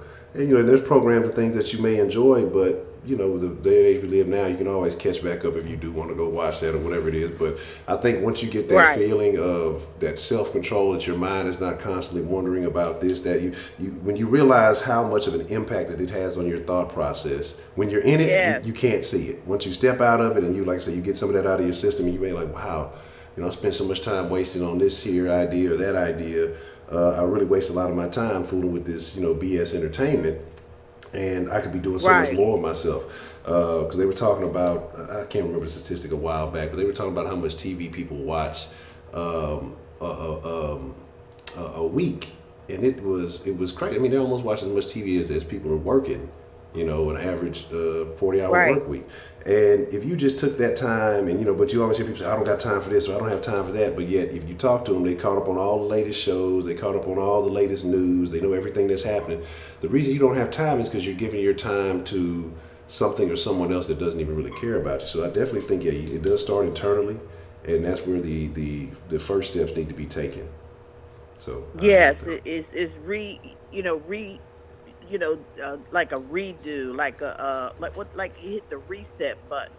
It's time for all of us to hit that reset button and put away and do away with things that no longer serve us, because we should already know by now, especially with the technology that we have now, and come up with better platforms other than talking about what Cardi B's doing or what Beyonce. I mean, all this affected the world, because that's what we live in. A Cardi B. I mean, just look around you. All the girls that you see damn near look alike. They all got long eyelashes, hair way down. I mean, they all want in the same circle, like sheep. They just follow along with what they're seeing on TV and thinking that is right. And if you don't think that has an impact, we were speaking on this last night. We were having an interesting discussion last night about something completely different, and it was an interesting outcome. But, a point was brought up that if you look at the top female entertainers right now, especially in, rap or R&B or what it is, and what they're promoting and the mentality that they're encouraging is extremely negative. It's almost like prostitution and, infidelity, all these other things. And, and we can't say that the men ain't doing it too, but it's got to a point where it's like almost the roles have reversed. So, you know, once It's everybody, reversed. yeah, You said that right. and once everybody is with it, you know, then well, there's no looking back after that. So I definitely agree that, you know, we have to take a step back and realize how the music impacts you, the subtle decisions that you make. You know, these lyrics are forms of indoctrination when you're consistently repeating Yes. something. You know, I know people who may believe in affirmations or whatever it is when you constantly repeat something. That's the same Right. thing you're doing with lyrics. You're constantly repeating something. Eventually it's going to get stuck in your mind and you're going to start believing it. Exactly. And that's exactly what's going on. It's like everything is in reverse. I mean, who would get on a YouTube or even a TV show or TV and say, you know, I drugged men and, you know, I was, and it's totally okay. And I thought YouTube had, you know, all kind of censors and things like that, sensory towards this kind of stuff, but it's like more of it coming in than is going out. And the ones that have a stable, good, honest type of platform, you know, as yourself, seems to always get kicked to the curb. Like something's wrong with you because you're not, you know, putting out all this negative information and, you know, twerking and, you know, putting her, a hat, what they call a her. I never heard nobody call a wig a she, but I see it a whole lot. You know, you know, what really is this thing gonna make you come alive when you put it on, or what are you trying to say here? It's just some things just not making any sense. Maybe I'm in a lost world. I don't know, you know, or in a world of my own, but I don't know. But as soon as I, you know, got away from watching TV and, you know, just, you know, like, why am I paying to program myself? You know, I can see this stuff, you know, I see it so clearly. And that's what happens when you kind of focus on yourself more and what's going on around with your own world. You'll see things in a different light. You'll see everything for what it truly is. You're not going to be living in no illusionary world, which that's what all they're projecting to us is an illusion. Definitely agree, and people are fully buying into the illusion. And some people, if you try to inform them, they don't want to tap out. They're what you can call it the Matrix. They're in it, and they don't want to. They don't want to tap out. They love it. They enjoy it, and they celebrate it. But oh, they enjoy it. I mean, they get, you know, thousands of views, and people, and it's so weird because people will put their morals and, you know, and what we really need to be doing for one another aside and fall into place to do the same thing other people are doing for what? For views, for a little bit of change. Is it really worth it when we could be doing something better? I agree. You know, and they, you know, give us these platforms, and, you know, you're able to use it. I mean, how far are we going to go here until the cookie crumbles? Oh, they're gonna push it all the way to the limit. It's the things that are happening. I mean, the things that are happening, and it's just going around this way. It's like you would think that this has to be a joke. People are not this crazy, or people are not, you know, this evil, or not, you know, just celebrating things that you know are not right. But right, you know, you have people encouraging everything, all kind of behaviors that, you know, that we know aren't acceptable, but yet people do it. right. Right. And, you know, and I know it's a struggle. I know it's hard because, you know, hey, we born into this matrix system of lies and deceit. I mean, we just born into it. And then it just carries on from one generation to another until, you know, that seed, you know, there's seeds out here that's being planted that gets that wake up, that tower moment. And that means that you have to break a whole lot of stuff down that you've been so used to doing and being. That's just like, you know, our children. Sometimes we have to, you know, like my parents tried to make me to be something that they wanted to be. But and I remember when I was a child, all I wanted to do was just be myself. I always just wanted to be me. But it always seemed like I was an outcast because of it. Like, you know, I was crazy, or, you know, maybe, you know, I don't know what it was, but I know I just felt different as a child than everybody else. I always questioned everything. I never took everything. Like, I just knew something just wasn't right in this world ever since I was a kid. Everybody like, oh, don't pay her no attention, or if I ask questions in school, about certain things, why is this fish coming out of the water and then coming up walking and then all of a sudden it's an ape and then it turns into a man? I'm like, what? I would call I would just call to everybody's like would be shrugging, when I put my hand up, or they would ignore me because they like, oh boy, she get ready to ask us something that we cannot even answer because they never answer. That's funny. That's funny, man. Miss Sandra, man, I'm enjoying the conversation. We having a real good talk, but I want to let some other folks get a chance to call in. But I do want to hear from you in the future. We gonna have to continue to chop it. I do want to hear more from you in the future. So I do hope that you stay tuned and that you become a regular caller. I definitely enjoyed the conversation. And I did too as well, and I hope we connect again. I'll be keeping up on you and see what you're doing here. It's really good. I'm proud of you and hang in there. All right, thank you, ma'am. I appreciate it. Appreciate your call. Okay, and you take care. Have a great day. All right, you too. Thank you. You're welcome.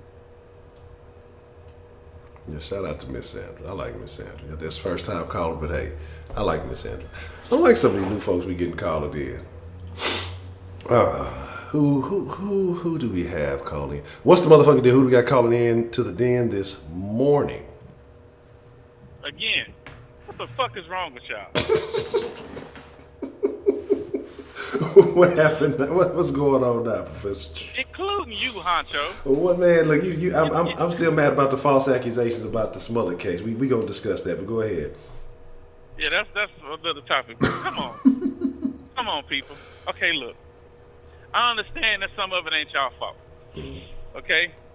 But at the same time, the lady just said at the end, I guess I was a different kind of child. I started questioning everything. How do you formulate a question? Questions come from when you think about shit. Now, all of us grew up watching cartoons, didn't we? We all watched cartoons. Yeah. We seen the cartoon where Elmer Fudd pulled the shotgun, shot Daffy Duck in the face. His bill spent around. He spun his bill back around, looked at him and said, "You're despicable." We were children, right? Yeah. But you knew as a child that if you held a real shotgun and shot somebody in the face, that their lips ain't gonna go around their head and then they're gonna talk to you. We all knew that, right?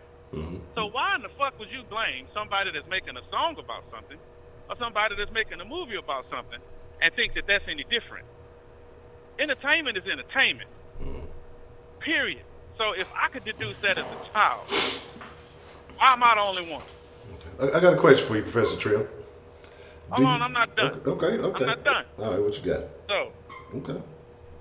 what you saying is, Honcho, directly on you. Okay. If you had to disconnect because you started thinking differently, or you was feeling differently after you watched or subjected yourself to some of these shows and or music. Yeah. So you was more talking about your frame of mind. I get that. Everybody don't think on the same level. But I look at it like this. I can listen to a song all day long. I talk shit in the chat about pimping all day long. I would never pimp a female. That's just not me. I'm not that person, but I love the music. I understand it when I'm listening to the song. This is the song. But once the song is over, now it's back to reality. Y'all people scared to live in the real world. You're using this other shit to try to escape and then want to keep running back to it. Then you start thinking that that's reality? What the fuck is wrong with you? Because you listen to a song, you start to think that the shit is real? Come on now. That's a stupid-ass excuse. Okay. And if I just called you stupid, I meant that. Okay. Take it personally. Okay. But come on now. Don't sit up here and try to blame somebody else for some shit that they came up with, which you know is entertainment. If nobody ever told you it was entertainment, that's your fucking parents' fault. Okay. They should have sat your ass down like you do, Honcho, with Little One. You explain that shit to her. Correct. Why do you think you do that? So she won't try to live in that world and think that that shit is real, because it's not. Okay. I mean, I think that we come parents, to the same point. What a lot of parents do is try to keep that shit away from their kids completely, but not realizing that they're going to get exposed to it one way or another, because that kid hang out with other kids, and their parents might not have to think the same way that you do. So what you need to do is prepare them for that situation. Don't keep it from them, especially if you know that there's a good fucking chance that they're going to get corrupted or involved with the shit. or introduced to it. Rather, you introduce it to them so they know how to handle it, know how to respect themselves and you as a member of your family. Stop putting that shit on these entertainers. Y'all need to cut that shit out. Don't try to blame it for them for your lame ass parenting or for your kids being hard headed and not having no fucking discipline. That's a parent thing, not an entertainment thing. Fuck out of here. Now, what was your question, Honcho? Okay, and I think that you kind of addressed it, and we kind of go back to the same accord. Because I'm going to say, in the last hall you spoke on, your mom having you young and doing a great job with you. Did she sit you down and kind of explain these things to you when you were younger? No. Okay. But I was a different type of kid. Mm-hmm. For some reason, I understood shit better than a lot of other people because I watched my mother. Mm-hmm. I watched other grown-ups, and I seen the shit that they did. I paid attention. And then I saw, I was like, huh, damn, that's kind of fucked up if you do that shit. You know what I'm saying? I see these kids, motherfuckers going out there, they play Grand Theft Auto 37 hours a week. 37 hours every 2 days. There we go. That's even more accurate. Yeah. Then they go out and want to do that shit in the real world and wonder why they get killed. Because they stupid, that's why. But if nobody has sat them down to say, hey, a kid's mind is, they got to imagine. If you don't check the imagination, and I'm not saying kill the kid's imagination, but at a certain point, you kind of have to check it to let them know where it's fake and it's real. And even these days, even like you talk about with the little one, with some of the CGI and some of the shit that we have nowadays, she questions like, well, this, I'm like, man, that's not real. This is fake. This cannot happen. This is not this. This is whatever. And then sometimes she gets it, and then sometimes she don't. And sometimes, like I say, that's partly on, different other circumstances. And then when I have to give her multiple examples, because it was something that happened the other day. I'm glad you said this. Because we talk about CGI, what's fake and what's real with her a lot. And so I showed her a video because we were talking about snakes or something. This is not the same incident with that snake, but I was like, hey, you got to be careful around snakes because you can cut the head off a snake and it can still bite you, right? Yeah. And so she didn't believe it. So I showed her a video of a guy who did that. He, cut the head off a rattlesnake and the head was still moving around. You remember that game, I don't know if you ever played on Nintendo, was it Snake, Rattle, and Roll or something like that? We used to kind of... Yeah, okay. Come on, I'm just saying. Yeah, so... That's the throwback. Yeah, see, I ain't heard that one in a minute. So Snake, Rattle, Roll, the little heads, you eat it and you grow. So it looked like that. Yeah. On the fucking blocks. Yes, yeah. I remember. And so it looked like that shit, man. It looked like, the little head looked like that. And so I was showing her, we watched the video, and, the guy was giving a little documentary voice and everything. And then at the end of that, she said, I don't think that was real. I think they did that with a computer. You know what I'm saying? And I was just like, why do you think, why do you think that? And then I was like, so do you think that I would just show you something fake to try to prove, my point to it? And again, she has just an awkward way of thinking about things. And she's like, I don't think you would show me something fake, but she just didn't think it was real. So I'm like, now your ideas are conflicting. So I had to sit her down and kind of explain that, what was going on with that. But she just, part of it is naivety and some other stuff. But my thing is this. You have kids whose parents don't take that time to reach out. Like you said, you were a different kid. And then they're not. Say that again. I need you to say that one more time. You have kids whose parents don't take the time to reach out. They take the time to explain. And they push the kid off. So like you said, you got to be around adults so you could see it. You know what I'm saying? You got to be around adults so you could understand what was going on. Some kids never get that opportunity. And so they start listening to the music, they start hearing this stuff, or they look at these forms of entertainment. And since nobody else is taking the time to really give a shit about the kids, because come on, you know just as well as I know, what do people do nowadays with a 1-year-old? As soon as a 1-year-old can hold a device, a tablet, or whatever it is, they're plopping this screen down in their face. So now they learn to trust the screen, the entertainment machine, or whatever, the phone, the tablet, whatever it is, more than they trust their own damn parents. And because go take your tablet on into the other room. Go in there and go play your game. Get out my face. Yeah, and back in the day, it used to be a lot of parents doing it with the TV. You know what I'm saying? And so, and they learn the shit from there. Well, hey, these people over there living good, and they saying they doing this, and this, and they got money. They look rich. We know the situation with a lot of these characters and stuff like that. But when I think of nowadays, it's a combination of everything because of the way people try to filter their lives through social media and everything else. But my thing is, that I do believe entertainment plays a part because, you know, especially in our culture, what does everybody want? Everybody want to rap. Everybody wants to be an entertainer, an athlete, or something like that. So you're looking at what are they saying they did? What are the actions that they went through? And you start emulating that kind of shit. So I think that it does have an impact, but like you said, it is up to the parents to step in and, you know, hey, explain right from wrong, real from fake, and, you know, try to lay a foundation for these kids before they get indoctrinated by this stuff. But I do believe that this stuff has an impact because of the multitude of parents that are not doing their job. That's why we talking about CPS now, you know. So. And you also have to take the child into consideration, just like you, Honcho, because we talked about this before. You understand that little one is more impressionable than a lot of children. Yes. So you have to do that. Yeah. Or she's going to be led astray by somebody who don't know what the hell they talking about. Exactly. That's just the point. Now, I was different. I wasn't a very impressionable child because I paid attention to shit. I was skeptical of everything. I questioned everything. I got to the point where I get on grown folks' nerves. When I was about 5 years old, I was arguing with grown people. And y'all think I'm scared to argue with y'all in the chat? And I'm, 33 years older? I've been doing this shit for 33 years with grown folk. Y'all ain't ready for me yet. I'm telling you, I've been arguing since I was a baby because I understood certain shit. And the funniest part about it, which I was told, because I mean I really don't remember from that far, was I was the right one. I don't know how that happened. How the hell did a 5-year-old have more sense than grown women or grown men? Don't understand it. And they always tell my mama, well, you go do something with him? No. Shit, he right. What you want me to say? You got to deal with it. He's 5. You can't say nothing to shut him up. He's 5. Yeah. That's tough. But Just saying. yeah. Yeah, and I see somebody talking about, you know, trying to emulate death row and stuff. Man, and there's a deal I saw over there down, what is that? What was that place? I remember reading this in the Houston Press a couple of years ago. Bay Cliff, right? Bay Cliff is a all white area. It's not the most well-to-do area, but they had like a special article on this Bay Cliff.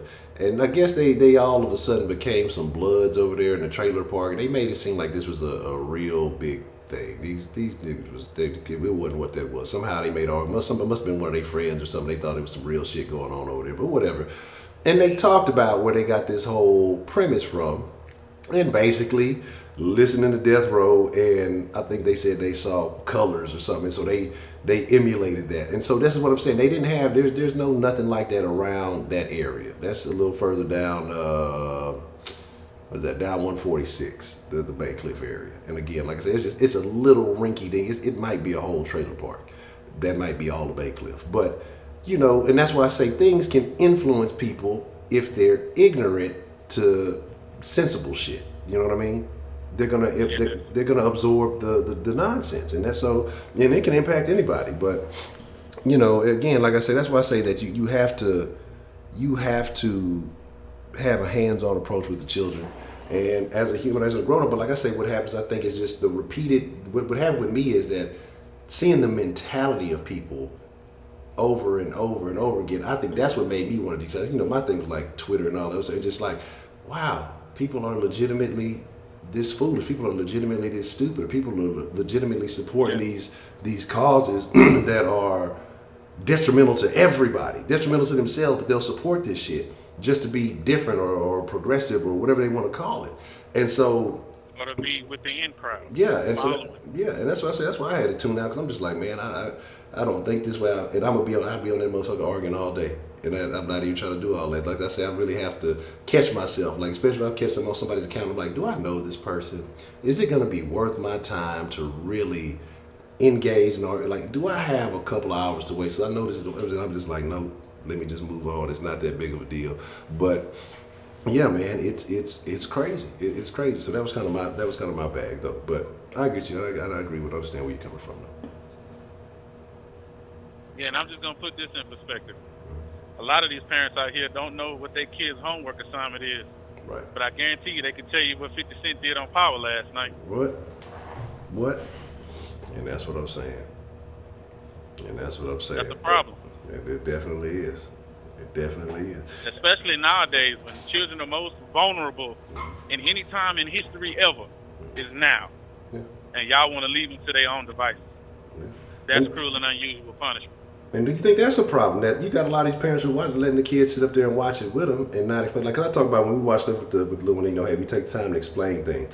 But excuse me, you got them watching these reality TV shows and these other things that are going on. Which ain't real, by the way. Yeah, they're scripted, and they seeing that this is real TV. This is how people, and you don't think that they're buying into thinking that's how people are acting, because you see it get emulated in society. The day after the episode come out, people start doing that shit. Especially in this challenge generation, where anything that you put a challenge on becomes a thing. People was putting alcohol on their lighting their asses on fire and calling it a challenge. Oh my God! The Tide challenge. Yeah. The dumbest shit ever. Oh, it smells good, so it must taste good. Yeah. Get the fuck out of here. Yeah. I look at it like this. I think if you smart enough to do a Tide challenge, you should just go and eat the whole bag. Go and eat the whole box. Kid stuff, just get rid of one less stupid motherfucker in the world. That's how I feel. We probably y'all call me cold-hearted all y'all want to, but look, if you that fucking weak-minded, you don't need to be here.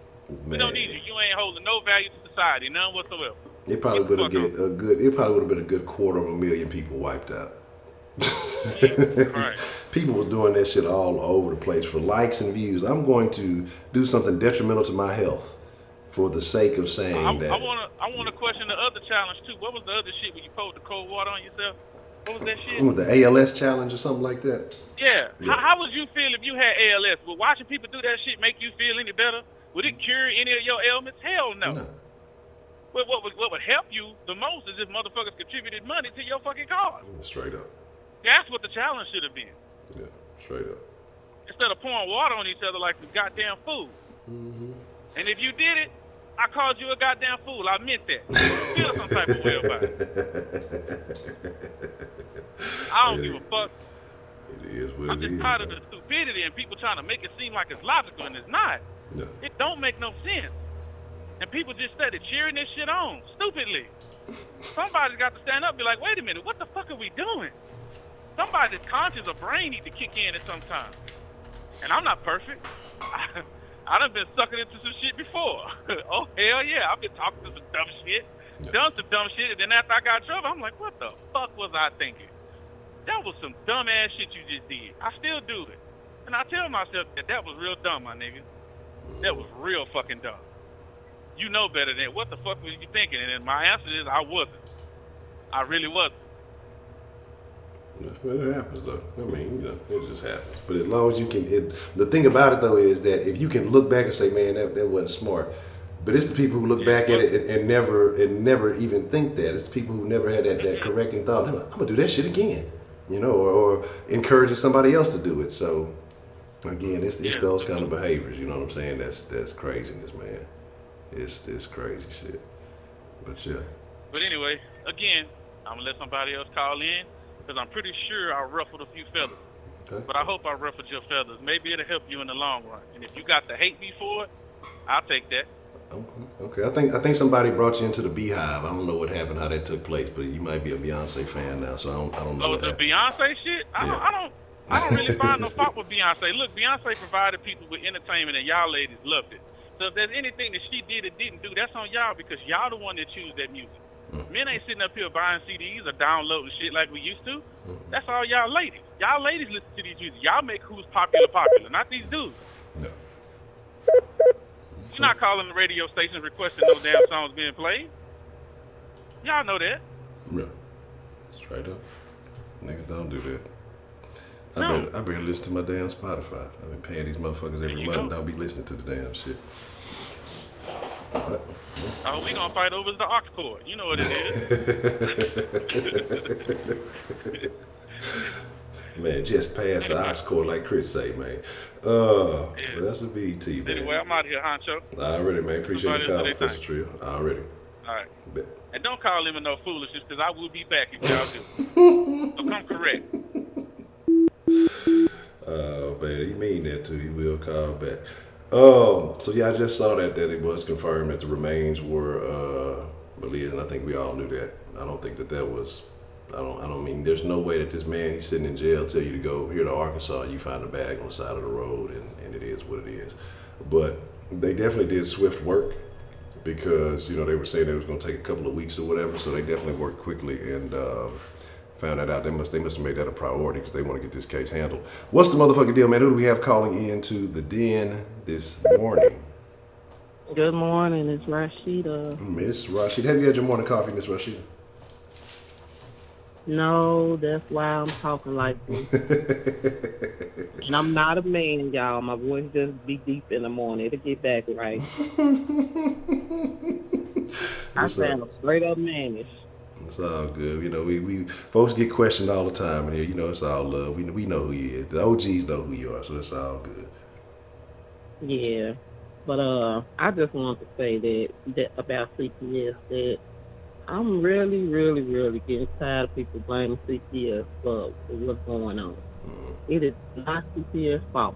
And no matter how many times you tell people that, they still come back with, oh, CPS never should have put the kids back and this and that. How many times do we got to say that the courts make the decision? CPS makes the recommendation. I feel like we sounding like a broken record. We got to fix the system if we're going to rely on the system. Would you jump out of a plane with a parachute with a hole in it? No. So why the fuck would we rely on a broken system to solve the problem? You got to fix the whole system. Even the judges, they have to go by certain rules and regulations. You know what I'm saying? And if that's what it is, it's safe for the parents to go through counseling or whatever that is so they can get the kids back, then that's what happens. Like I told you before, my friend works for CPS. It's a stressful job. She gets new cases coming in every day. It's hard to get back to the other cases that she has. She also has to take a lot of vacation every year because she is so stressed out. You know what? You don't know what them people see when they go to them houses, nasty houses and kids being abused. You know, it's some of them CPS workers that do care. You know what I'm saying? But their hands are tied. And add more caseworkers is not going to solve the problem if the court still makes the final decision. You know what I'm saying? Yeah. So do you think that the choice should be in the hands of the caseworkers? Most definitely, those are the ones with the experience. They know what's going on. Okay. Let me tell you about I don't even want to call her my friend no more. But I'm serious because this lady right here, she called me one day in the morning and tell me CPS took her kid. You know, I was like, oh my goodness, what happened? They took your kid. Her son ended up having a bruise on his face. He went to school, and they called CPS on her, right? And CPS came, and they ended up taking both of the kids. The daughter was 14.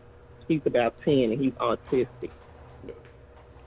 And come to find out, she's been abusing them kids pretty much since they've been born.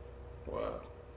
She ended up reading me her case, I guess that's what you call her case report. Because, you know, they keep a file on all of the people that come through there. You know what I'm saying? She had 10 closed cases. Wait, no, 9, because that makes it 10. 9 closed cases prior to them removing her kids. Because I was like, is that the first time they ever took your kids? She was like, yeah. Wow. 10 times. I mean, come on now. And it wasn't just the son, it was the daughter too. You know, when she was like 3, she had marks on her. And then the son, they found him outside in the cold one day wandering down the road, you know. And it was just, yes, it was. And she just reading me this shit like it was nothing. You know what I'm saying? And I'm sitting up, I couldn't even be her friend no more after hearing all this shit. I was like, Oh my Lord! And you know what? She got the kids back now, No, I bet.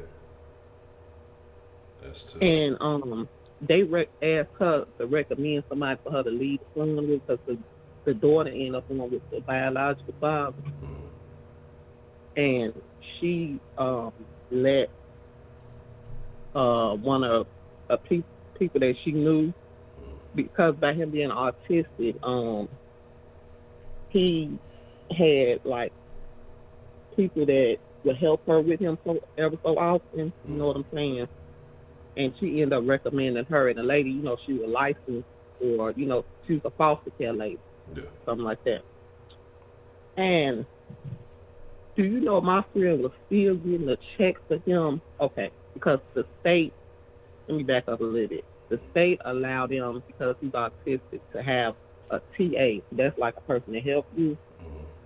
And they would pay the TA like $700 every 2 weeks or something like that. But the TA was living in her house and would give her the money, you know, like a kickback. Yeah. So out of $700, he was only keeping $100, something like that, because she was like doing, you know, it was just like.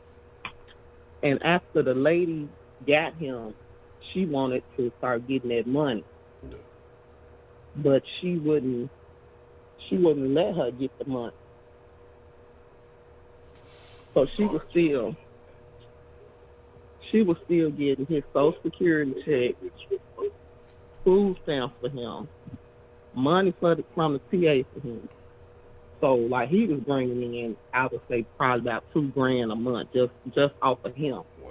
You know what I'm saying? And then she had her own disability check because she couldn't work because she had to take care of him, and plus she just had health problems and stuff like that.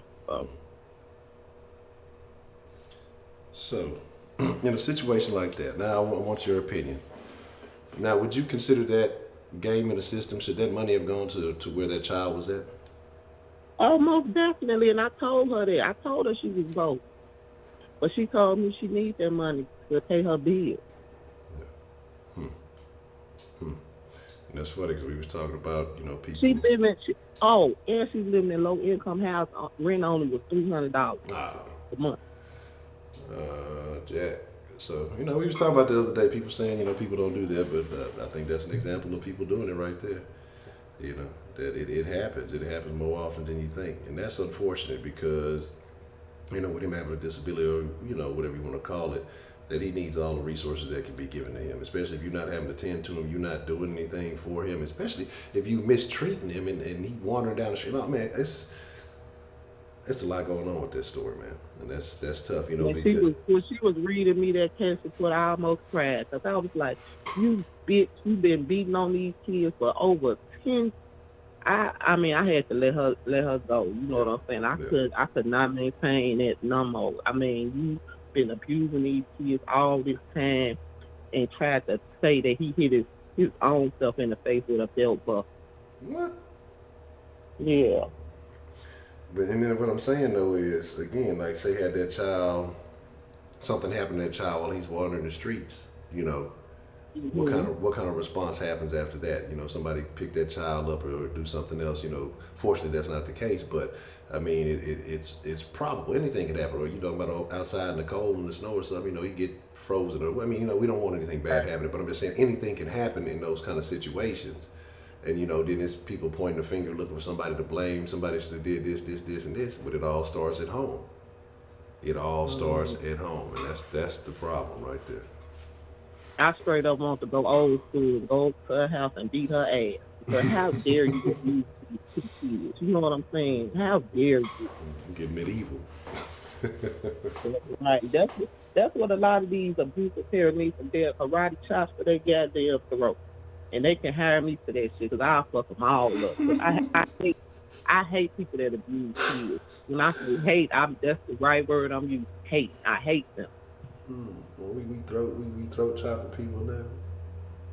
And then it's people like in the family and shit, no shit be going on, and then don't want to step up because they don't want to be bothered. Hell, somebody got to be bothered. Yeah. I agree.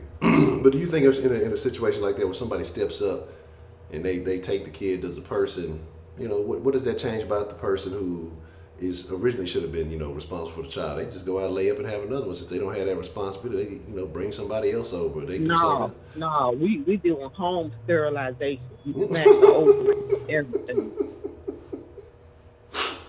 I swear I snatched the bitch ovary straight out of her. I mean, they so trifling nowadays. They don't need no more kids. They don't need no money, and they don't need these kids if you're gonna be abusive. Yeah. And I'm not just saying like poor people shouldn't have kids. Because there's a lot of poor people that did a damn good job for their kids. Didn't have much, but they still gave their kids everything. Yeah, and that's ultimately what it's about. It's not about. I grew up in a household where my mom had 7 other. How many shit? Wait a minute, 6 other kids. Yeah, 6 other. You had every kid. See, there was so many I lost count, but yeah, but we still made it, and she was still a damn good mother. Yeah. You know what I'm saying? So. Okay. All right, I agree, man.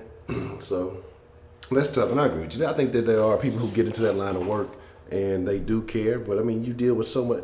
If your main job is to see beaten, tortured, depraved children all day, every day, it's going to have a significant impact on your psyche.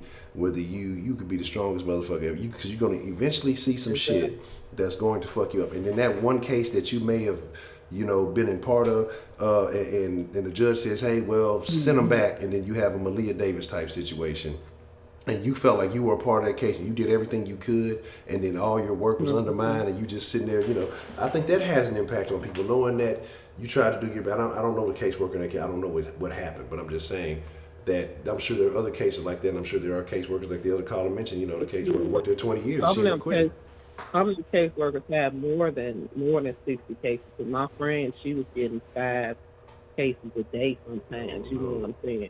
So she had well over 100 cases a month sometimes. Yeah. You know what I'm saying? So you only got 8 hours in a day. Even when you work overtime, she's working overtime and everything, just trying to get things right. Yeah, that's wild. Now it's certain circumstances to where the father is not gonna be able to get the kid, like with the young autistic boy I was telling you about, of my ex-friend. His father that ended up dying from heroin overdose, and that kind of made me think she might have been on that shit too. And I'm like, yeah, because heroin, birds, or the feather flock together. You know what I'm saying? So, she might have been crack or something, Yeah. But taking them naps. Exactly. But look, I'm just saying, as a father, if your child being abused, the mother ain't shit, and she don't have no custody order, you need to go get your child. Period. It wasn't no reason in hell Maleah should have went back to that helper and that crackhead. You know what I'm saying? Because it looked like the father, was loving, and after that shit happened to Maleah, I'm taking both of my kids. No, that nigga wasn't shit either. He wasn't shit either, because he was the one named in the damn CPS case. He was the one named in there for abuse too. Really? Yeah, he wasn't shit. He ain't give a fuck. That motherfucker ain't give a shit. Fuck him too. Fuck Craig Davis. You know what I'm saying? I'm in the city. Holla at me. But that nigga don't he ain't give a shit. Get that beautiful angel like that. That's sad. Yeah.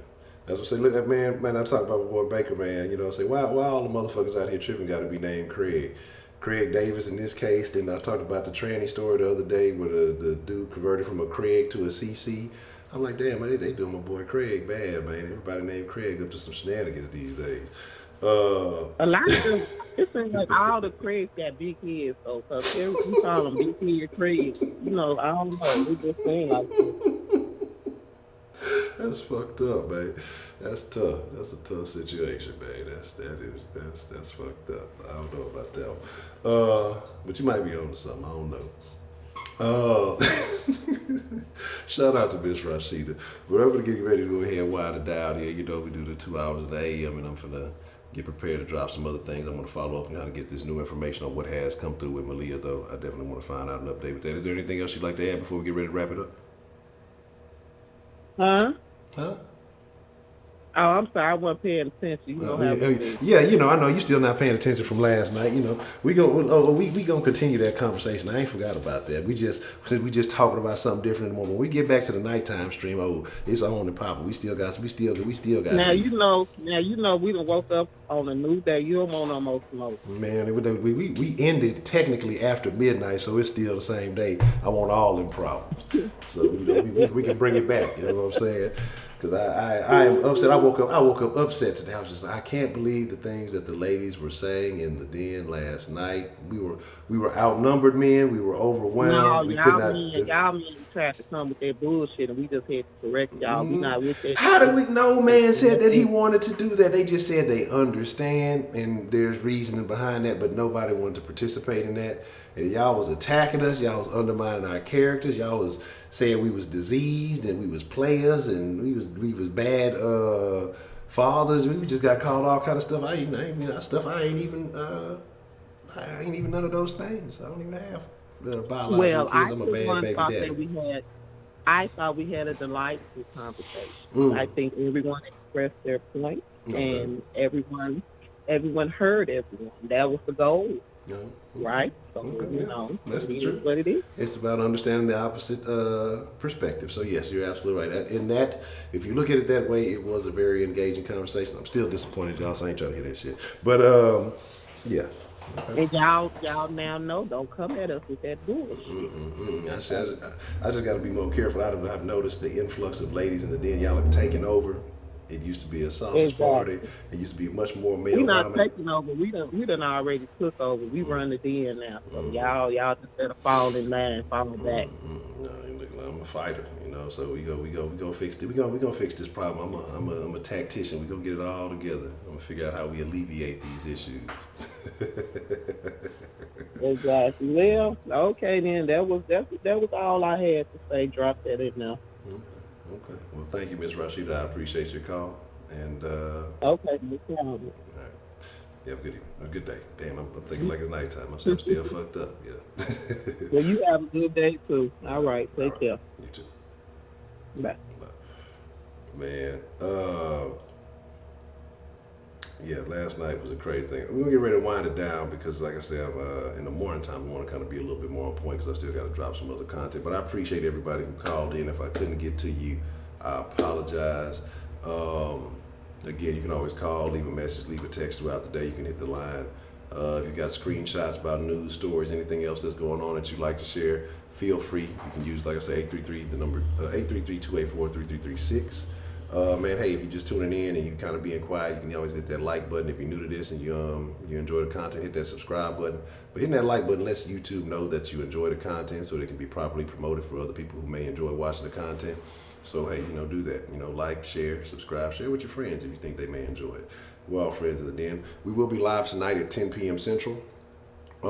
Depending on some of the things that have happened, depending on the information that comes out today, I'm not sure exactly what we're going to be talking about tonight. We may make references to Maleah Davis. We may talk about something completely different, because like I say, it's just, I like to talk about that when, bigger stories have happened. I don't want to just, talk about that every day. It gets a little tense, but we'll have something interesting tonight. So make sure you tune in tonight. And again, all the social medias, Den Show Live on Instagram, Twitter, Facebook. If you want to join the Facebook group, you can hit the link in the description below. Like the Facebook page. That's facebook.com/Den Show Live. Let me see. If you want to make a one-time pledge to the channel, you can always go to streamlabs.com/The Den Show. If you want to consider making a monthly pledge to the channel, we try to grow and get about this hot-ass garage. You can go to patreon.com/The Den Show. All love is appreciated. Shout out to James Martin, Staria, Goya, and Dan for showing love via Patreon. I thank you all for that support. And again, if you want to follow me on my own personal social medias, you can go to Honcho HTX on Instagram and Twitter and follow on those platforms. That's my personal stuff. And I still talk about the same stuff I generally talk about in the den. So the one thing y'all got to know, we're all friends in the den, whether we agree or disagree. Some of us may be speaking harshly, some of us may be feeling a different way, but ultimately, we're all friends in the den. What are you talking about, DeMarque? Yes, sauce today. We will have sauce today. I neglected sauce last week, but we will have sauce today.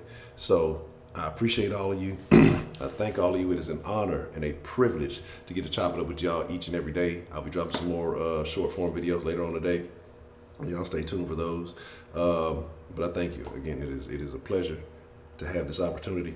With that being said, excuse me, y'all ain't got to go home, but I'm getting the fuck up out of here.